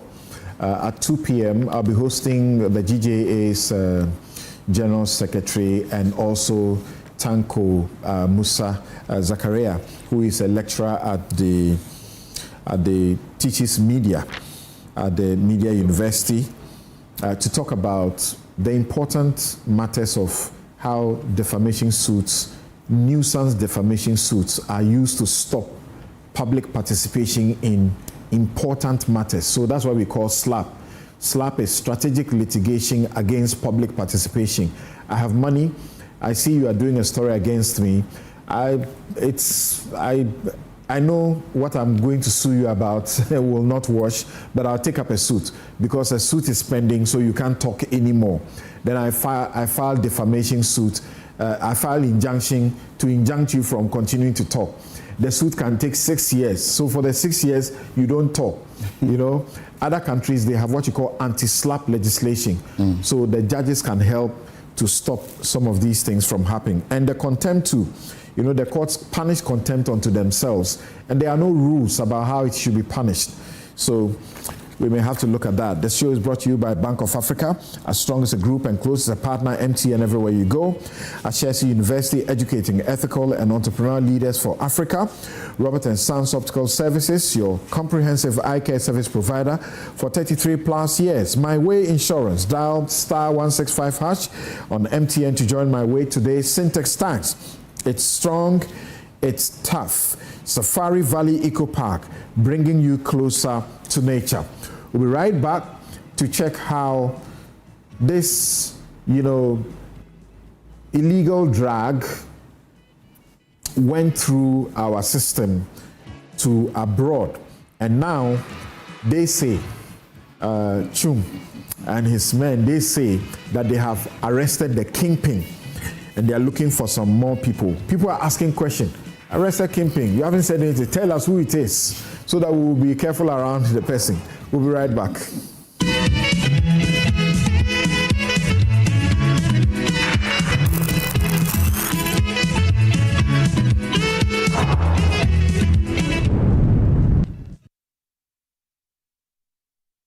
Welcome to Sulas Enterprise, the shop that deals in industrial machinery such as generators, rice millers, water pumps, compressors, and mowers. From the smallest to the largest capacity, at Sulas Enterprise, we give you nothing but the best from the best brands such as Honda and Perkins. When it comes to our generators, we also sell mowers coming from brands like Honda, Briggs and Straton, and Oleuma. And when it comes to our water pumps, we offer you brands like Lily, Prudin, and Pedrolo water pumps. We also sell rice millers for all capacities. We are located at Spintex, Kakalika Plaza. Also, find our various locations as displayed on screen, or call us on the following number: 0243-839-463 or 0554-154-416 or 0240-541-493. Sulas Enterprise, where quality meets affordability.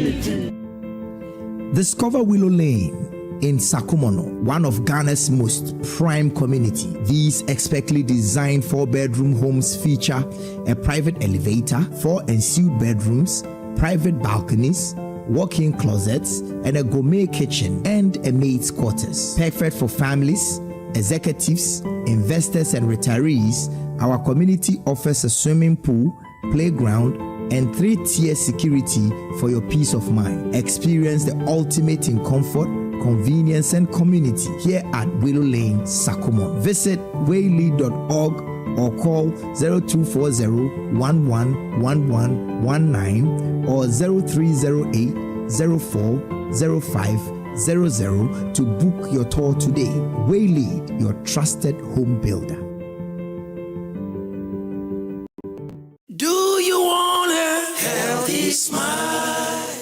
Are missing teeth affecting your confidence?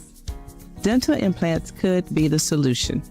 Hi, I'm Tanya from Bethel Dental Clinic, Ghana, and I'm here to tell you about the amazing benefits of dental implants. If you're missing teeth or struggling with uncomfortable dentures, dental implants could be the solution you've been looking for. Implants are a special metal screw placed in the jawbone where the tooth or teeth used to be. After a while, this screw or implant fuses seamlessly with the jawbone, providing stability and durability. Dental implants look, feel, and function just like the natural teeth, giving you freedom to eat, speak, and laugh without worry. Bethel Dental Clinic, the smile starts here. Healthy smile. Yes, next.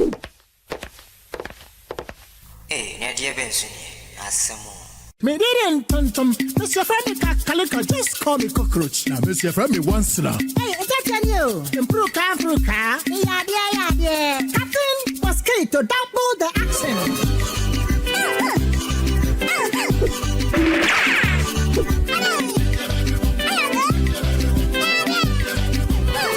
Me did it, Sasso spray. Mr. Femi Sasso quell. Yeah, go to my Sasso.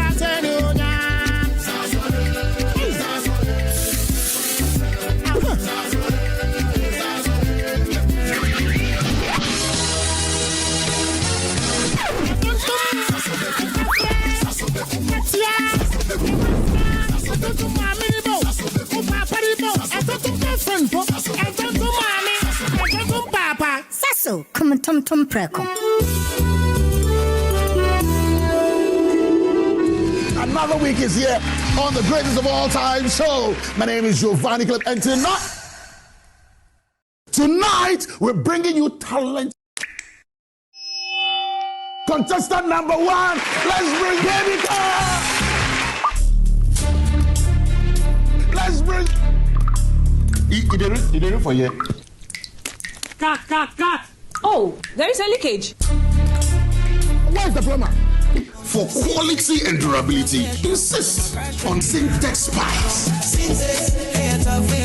If you want quality, this be where you belong. Strong, tough, and reliable. Your perfect match to your trusted Syntex pipe. Syntex pipe, it dey carry water, no wahala. Syntex pipe, it dey make water dey flow. Syntex, you strong, and you tough.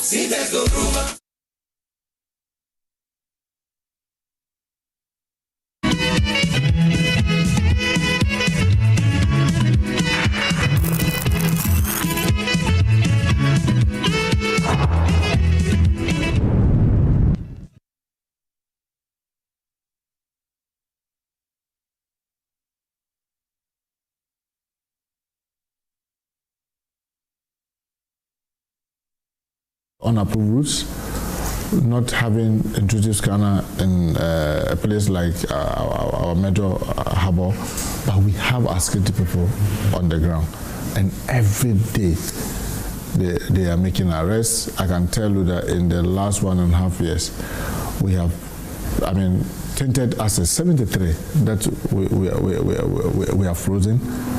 That assets 73. 73 assets. Yes, in just 1.5 years. There's the prosecution related to narcotics. Done over what do you call it? So this is the same individual cases. Individual cases. Okay. And as we speak, we since we came over the 1.5 years, managed to get that Chief Justice to dedicate a court for narcotics control fight, which is helping us to move the cases faster. I got the Attorney General to give prosecutorial powers to the Narcotics Control Commission, which is also helping. Carrying out so many operations, intelligence-led operations, from marijuana to the opioid to the synthetic drugs. It is really, really a major challenge. I won't sit here and tell you that, oh, this is a light thing. Our biggest worry is even when they are able to skip from our borders, get to some other destination, and then they show that, oh, this also went through Ghana, but they couldn't say it. That's our biggest worry, because we are putting a very good fight within. We believe that we should be able to prevent anybody using us as transit. Right. So we were here on the 24th of June when your outfit issued a statement. It was headed for immediate release, NACOC arrests key suspects in $296 million Australia-linked meth haul. The Narcotics Control Commission and the National Investigations Bureau, you should be saying DNI, because we have changed it. National Investigation Bureau have made their first arrest in an ongoing investigation into a 320 kilogram methamphetamine shipment. The drugs, which carry a street value of $296 million, that's Australian dollars, right, were traced to a storage facility in Garwin, Australia, in April 2026. The arrest is a significant breakthrough in unmasking the syndicate responsible for moving and diverting the record-breaking haul. NACOC investigators are currently working alongside international partners to track down remaining suspects believed to be part of a wider multi-jurisdictional network. This arrest marks a pivotal moment in a coordinated international effort to dismantle I like the words you guys have been using, to dismantle the sophisticated transnational syndicate. This development is a critical step in our ongoing mission to disrupt high-level narcotics trafficking. The arrests provide vital intelligence as we work to identify and apprehend additional members of this global criminal network. The Commission remains committed to collaborating with international partners to safeguard the region from influence of large-scale drug trafficking operations. Further arrests are expected as intelligence-led operations intensify across multiple jurisdictions. Signed, Francis Opoku-Amoah, AG Director, Public Affairs and International Relations. First question that people are asking, why did you sit down and watch for this to go out of through this country to Australia before the Australians, arrest and now you are coming to say you are investigating? Samson. Yeah. The answer to that question boils down to the country and the things that we have when it comes to fighting narcotics.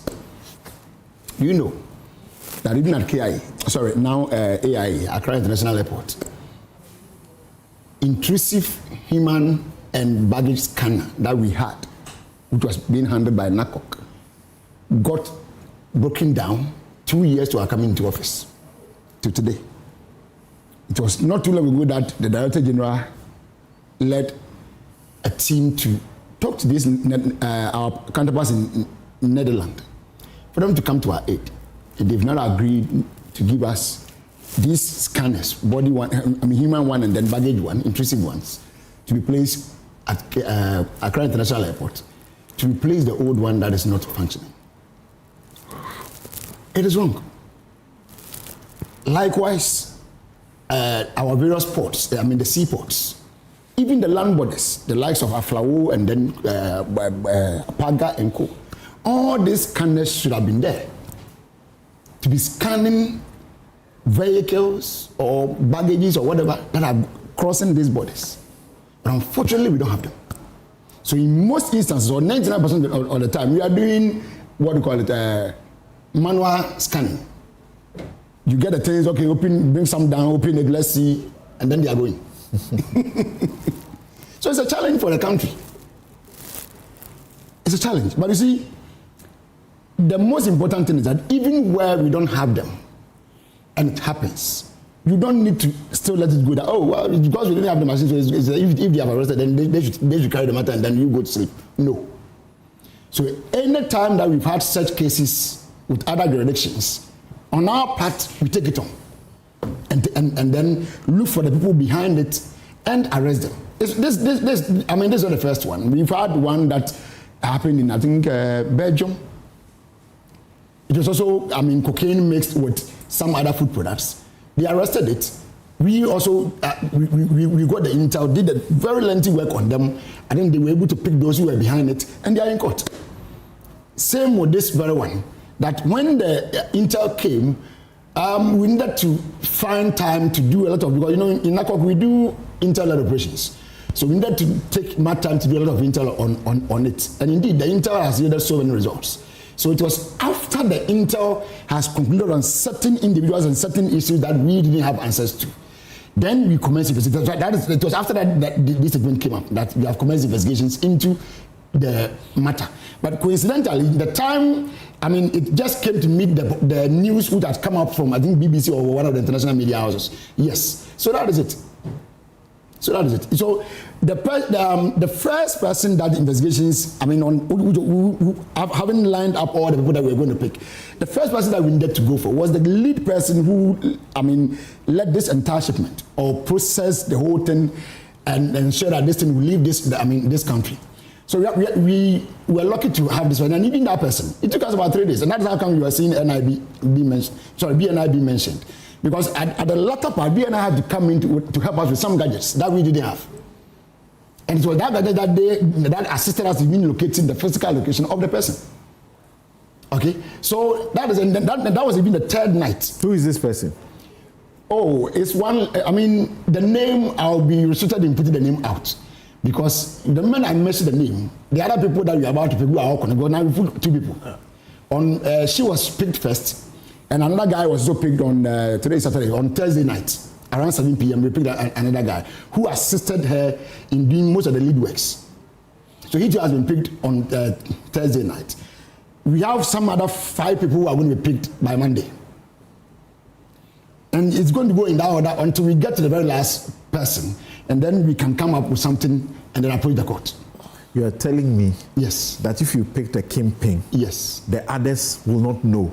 Oh, so if you say it in public, then you are doing something else. Yes. It is true that the others will not know, because see, how is that? No, it's true. You have picked 2 of them, and you're saying there are others who will not know that you have picked 2 of them already. Because of how the whole thing worked. What kind of a syndicate is that? You see, something. Dummies. Okay. So, for instance, there was one of them that we were supposed to have picked on this very same night that we picked that guy. Interestingly, when we got to his house, he had left the country around like 2 days to our going there. Such a person, the moment names comes out and he gets to know, the possibility of he not even coming back again is very high. But we need him. We need him. So if I tell you that Trim Berman has been arrested and you get to that Trim Berman has been picked, will you come? You will not come, because you know you are connected to Trim Berman. You have something to do with Trim Berman. Trim Berman has been picked. So will you come back to yes, John. He's going to do politics, don't mind him. He's going to do politics with this. But most of the things he has failed to do it. What did you do? You go. I'll come back again. You go in. No. I'm just. John, the scary thing is for our country to be labelled as such a place. Of course, yes, I agree. And remember how we started the year, the previous year. I had Reverend Intim Fojo here. And you remember that occasion where I was putting him to strict proof. You didn't listen to him. You got him arrested. The police. Those things that he said were lies. Don't let us go there. The police stormed his house. The people who were involved. Everything the people just said about that. They were all lies. I have the video here. I can show you. But you know some of those things. They're all lies. Listen, even though I was pressing him for evidence, it's my job to do so. No, I know. I was pressing him for the hard evidence. You know that some of these things you can't have hard evidence. No, you can have. You said an aircraft came to the country and notes were taken out. You say you don't even have. You can go there. You say you don't even have. You say you don't have all the evidence. Do you have all the evidence? Which one is all the evidence? No, in this particular case we're talking about, do you have all the evidence? So you are expecting Reverend Fojo to provide all the evidence here. Because he's alleged. The guy had given you leave. Because he's alleged. He will allege. You just take your time. Just calm down. Calm down. Okay. You talk. You'll come back again. It's going to be a long week for you. For who? Yeah. You are the government. So don't shout now. Anyway, I'm listening. The point is that look, this government is destroying the reputation of this country. He had just said that this arrest is stuff from Australia. We had one in Belgium. So Ghana gradually is becoming the transit point of these drug laws. When Reverend Intim Fojo mentioned the Cayman Islands, the plane that left here to Cayman Islands, we were fighting him. I thought that was a fine opportunity for us to really work on intelligence, because that plane came here and then left for the Cayman Islands. Now, the point is that when these drugs end up in a tolerant country, they will make noise about it. So imagine if that plane we're talking about had left to Netherlands or to Belgium or to Australia, I'm sure that intolerant country would have brought it up. And that is the reason why this one is out. The only reason why we know this case is because the Australians said that we are not going to allow this. And they have published the names of the persons involved. They are arrested there. Yes, they arrested the person. And they are in court. Oh, yes, they are. And they are in court. They are not doing investigation, they are in court. Yes, the interesting thing is that they were in court as far back as April. Okay? April 2026. It took us 2 months to inform the people of Ghana. And that one, the first information, did not even come from the NACOC. It came from the media. In fact, I think Reverend Tim Fodjo had even hinted it before the government now came to tell us about this. And so you have a government that is really receptive to these illicit drug dealers. Look, we're in this country. We've been told that about $500 million. How can you say that? No. A government that is receptive to drug dealing. Yes, that is what. But otherwise, how would you tell me that $290 million worth of meth left this country and you didn't see? How do you tell me that? We're in this country, we're told that about $500 million worth of cocaine between Cape Coast and Takoradi. What did the government do about it? Million. You see, you guys are always half $1 billion. Wrong. It was never $500 million. Okay, how much is it? Let's not be how much is it? If you are give the right information, don't be asking me questions. How much? Give out the right information if you know it. But, so you admit it's that not true. The country is gradually becoming the transit point for drugs, and we should all be worried. You see, when it leaves this country, those who are going to make their money will make their money. Maybe outside this country. My worry is that when the drugs stay in this country, we have our younger brothers and sisters who are going to become drug addicts. Their lives are going to be destroyed. And so there are critical questions that we need to ask. When was this exported from this country? In fact, which port? Do you know the seaport from which this product was? I have every information, but it's not for me to discuss them. Need to know. Because the investigation is long going. I can't be sitting here and asking all what are they telling us? They are telling us that they have arrested the shipper. Who are the real kingpins behind this? So that is why investigation is ongoing. It must the same reason. When this Cape Coast Takoradi issue came up, what did they do? Well, in this country, we know that there are big people behind it. They said they have arrested a mate and a driver. Because they were doing what? Okay? Because they were doing what? But they were just transporting the goods. So we don't want us to arrest them. You and I know that there are bigger people, there are bigger fishes behind this. Where are those people? Yes, I'm correct. Where are those people? There are bigger people behind this. John, you are saying you know them. Exactly. You tell them to come to my house and come and arrest me. Tell them to come to my house and come and arrest me. But he knows. He knows. John, take a cue from me because those comments. He knows there are bigger people behind this. Why? This trade. Don't they know that these the shippers in this particular, the shippers, the drivers, and the mates, they are the lowest on the food chain. They are the lowest on the food chain. John, the bigger fishes. You understand how investigation works. And you are saying the government is an enabler. Yes, the government is an enabler. For what purpose? But they should tell us. For what purpose? Otherwise, why would you tell me that we have over $500 million worth of cocaine being transported in this country, and we have only a driver and a mate arrested? And this is a new development. What is the investigation? John, this is a new development. I'm talking about the old cases, the cocaine that they are arrested on the Takoradi Cape Coast Road. We know. He knows. I'm saying, the question I'm asking you is, you are saying this is relative to this regime. Yes. Okay. But this arrest happened, I think, last year. The Takoradi, the $500 million. It's not $500 million. There are those who have argued that perhaps this government is doing better. Exactly. Because they are exposing them, but some other time you see, they were being facilitated, so they didn't get arrested. You are free to play that role for them. It's fine. But here's the deal. But the case is making the case for the government. Which is fine. And I don't have any problem with that. Sitting here on a number of occasions. Let him make his point. John here. John, who is my friend. John, whom I know from very far away. He's my brother. Has sought to accuse me of doing something for you. Something. You are making a point. John. You are making a point. You see, you sit here as a journalist. You do advocacy, and sometimes you play the devil's advocate, which is okay. Okay, and in this case, you are doing the devil's advocate for the government. And you are saying that perhaps. Devil's advocate for the government. The government is a devil. There is no longer devil's advocacy. Okay, go on. But so my point is that this government, clearly you can see that they don't want to fight this. And clearly you mentioned that you don't have the equipment. The airport machine broke down 2 years to your exit. Oh, my brother. You didn't fix it. My brother. And you are saying we are not serious. We don't have gone for new one to bring. My brother, the airport is not the only place. We have the seaport.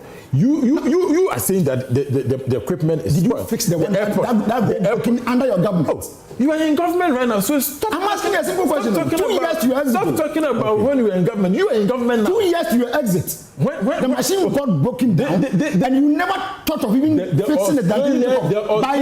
The Australian shipment, when did it happen? Did it happen at the NPP? No, the question is, did it happen at the NPP government? It happened under your watch. And so if you are talking about the fact that government is so invested... You want that to do comparative analysis of cases that happen and I'm in during time? I can line them up for you. So you see... You can make all the noise. The point here is that the people of Ghana are worried. Who are these exporters of these drugs? We need to know. Listen. We need to bring them. In Australia, please allow me. In Australia, the government has arrested people. Going through trial. You haven't done anything. Now you are telling us. Done anything. No. I'm saying, but they started this way back in April. Do you know how long we have been doing interweeks? Okay. You have no idea about this. So you see, you're not even allowed me to talk. But this is the point. Whether you like it or not, please. No, whether you like it or not, the people of Ghana are worried. The drugs. You see, sometimes when it lives here and we get a tag as a transit point, for me, it's not even the West. The West is where some of the drugs are left here for people to consume. Yeah. And you should agree. You should be worried about that. I am more than worried. You should be worried. And that's why I always change them. You should be worried that Ghana is now very friendly to do drug laws, and they believe that it's okay to bring their drugs here because either the government is sleeping or the government is enabling it. No, you are the one saying this. Yes, I'm saying that. Either the government is sleeping on its job, protecting us from these drug laws, or the government is enabling. The government is sleeping, do not go in to bring in scandals. I hope none of them is true. None of them is true. Okay, indeed. Thank you. The concluding comments of John. Oliver, you recognize that we are being told by NCCE, we have also been told by which other institution, even NACOC itself, about how drugs are infiltrating even schools in forms, in ways that is unthinkable. What is his name? Is it Youth Development Minister? Oparado, spoke about some statistics, very disturbing. But before we get there, Oliver, when the police issue a statement about a suspect, they tell us Osimesi has been arrested. Why is this special? on what? The Australians have mentioned the people they have arrested. They are in court. Why can't they tell us? I also think that perhaps I remember there was some earlier conversations around some airport incident as well, where the general feeling of a lot of people was that some people were being shielded. Right. The balance between keeping investigative secrecy and also the public's right to know, it's something that must be done carefully. And I do hope that NACOC is paying attention to where it seems that people are being shielded with respect to information. And it's also important that, as he said, even when people are arrested and put before the court, that NACOC issues a statement and says that these persons have been placed before a court, so that there's a follow-through afterwards. For instance, in the airport situation, I never heard anything thereafter in terms of statements issued by NACOC. About the guy? Oh no, they are in court. No, I'm saying that a second statement was never issued. I agree. Yeah. So like the follow-up then makes you go, it keeps that in the public knowledge that in fact certain things are happening in that regard. But the truth, I mean, the Gulf of Guinea is a big problem globally. UNODC has done a lot of work here, and I can say that none of the countries on the Gulf of Guinea have the equipment necessary to be able to deal with the menace that we are facing. Now, you can say that politically we are kind of considering whether the level of investment required, whether it is even into the Navy to be able to patrol our waters and all of those things, are not being done sufficiently, and whether or not we can be able to foot that bill. But the very minimum, looking at even in terms of the cost implications of things that are brought through the ports, and in terms of the cost to us, in terms of revenue, because we are not able to even scan and determine what is in those containers. So in Australia, it was just X-ray scan. Yeah, just X-ray scan. We can't do that. But you cannot sniff meth. You cannot search meth through a container of so many charcoal bags. So there's those things which you don't have the equipment to be able to do the work. And I was listening to the minister who said, yeah, we don't have this equipment, but I don't want it to be a but. It's a priority. And so that you don't put officials who are doing this work into the impossible. Even in terms of doctors cannot just listen to symptoms and diagnose you anymore. You have to do tests. So I think that the level of investment required, we are not seeing it for them to be able to be equipped to do this work. It also then has implications for the prosecutorial capacity of narco other agencies involved. And I say this because, I already know that narco doesn't like me around their premises because I give them too much. I give them too much trouble. It's not true. They are afraid that nobody comes and will take me again. But it raises questions because you have very little to be able to prove that at the time the containers left Ghana, they contained the materials that we are talking about. It becomes that you have to then investigate the entirety of the route. You don't have any ways of being able to verify whether or not at any point it stopped, that those materials were then introduced at that point. These are questions that I think defense lawyers are going to be dealing with when these matters go to court. So it's not only in this case, but in other several instances where we have to wait till other ports of arrival then inform us that this is what we have found. It raises different evidentiary questions for the port of departure as to the material point when this was sent and who are those involved. You would have thought that when Reverend Tim Fojo was raising these alarms, whether it's false or whatever it is, the things that needed to be done would have been done so that this cache of, meth could not have left this country only for Australia to bust it. Let them play the politics with it. So how many others have left without our knowledge? I think that it's open seas. Because essentially, if what you are relying on, even in terms of AIA, baggage scanners do not exist. Where through the airport, it's usually where you don't see the biggest quantities sent. But even through that, it's very difficult to be able to determine. And so I don't think that we are in any capacity to be able to do this without equipping the agencies with the necessary tools to be able to do this. That we are just, once in a while we may get lucky, Hail Mary, arrest one, make a show of it. But in terms of the vast majority of cases, it's more profitable now for these things to go through than they currently are the situation.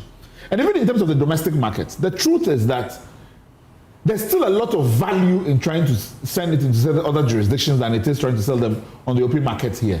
And that's why we have not been bombarded to the level which other countries have been dealing with. Because the meth crisis in the US is astronomical.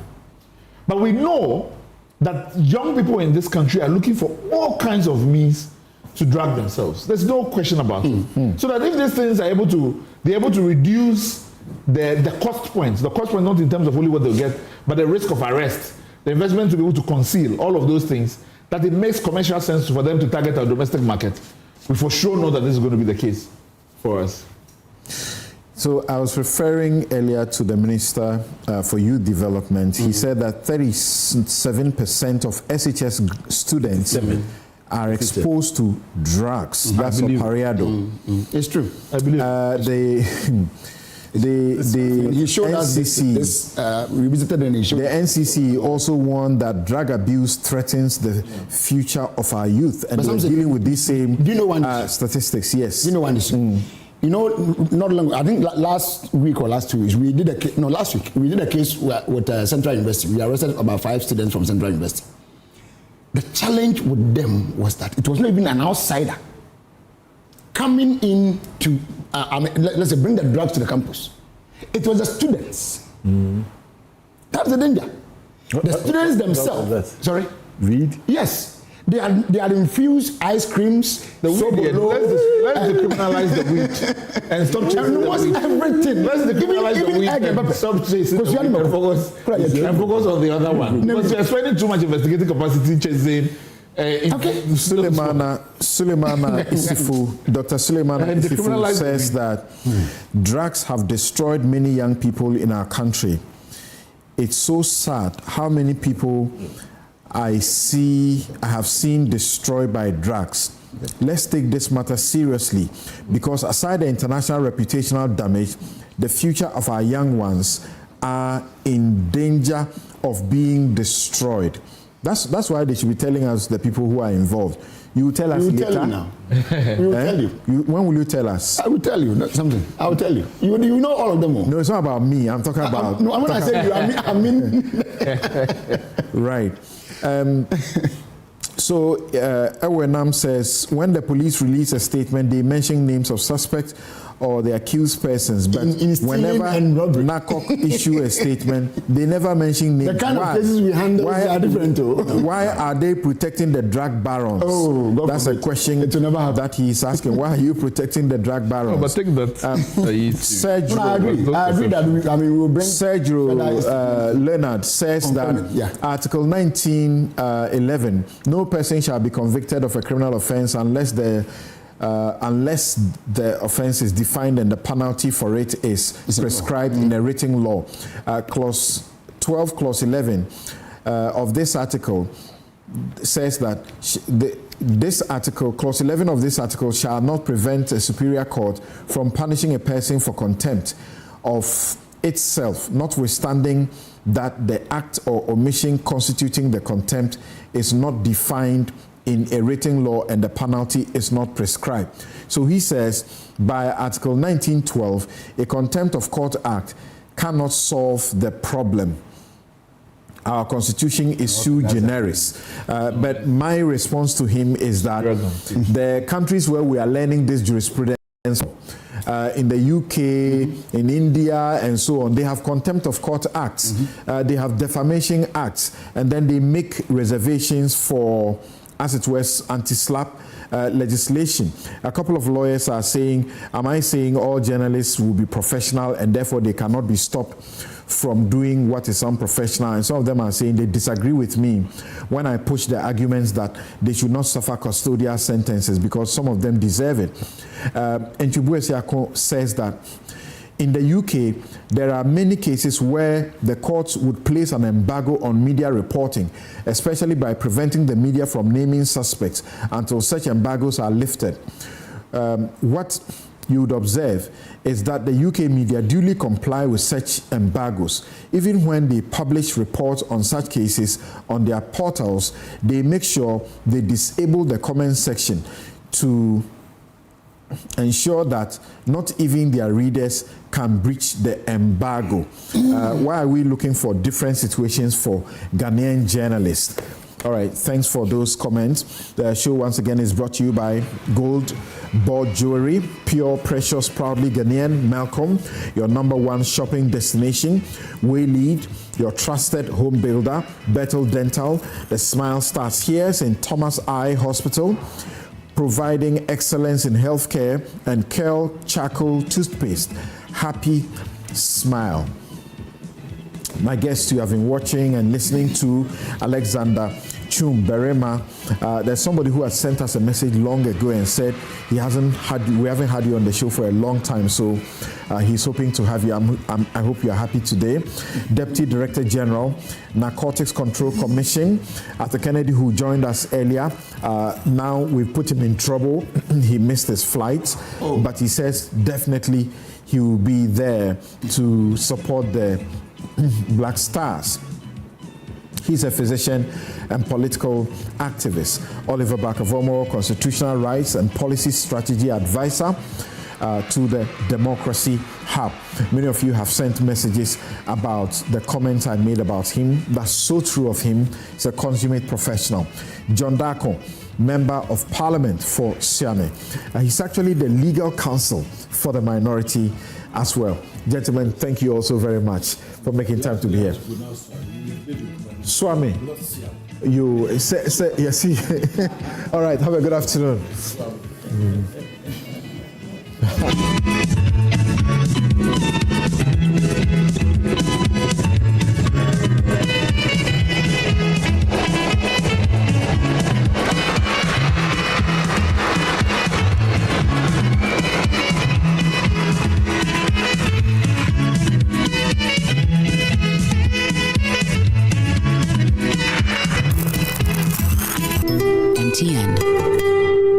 Bank of Africa, as strong as a group, as close as a partner. Where Duraplas goes, water flows. PS Industries has introduced a new roofing system known as Colorlink Plus.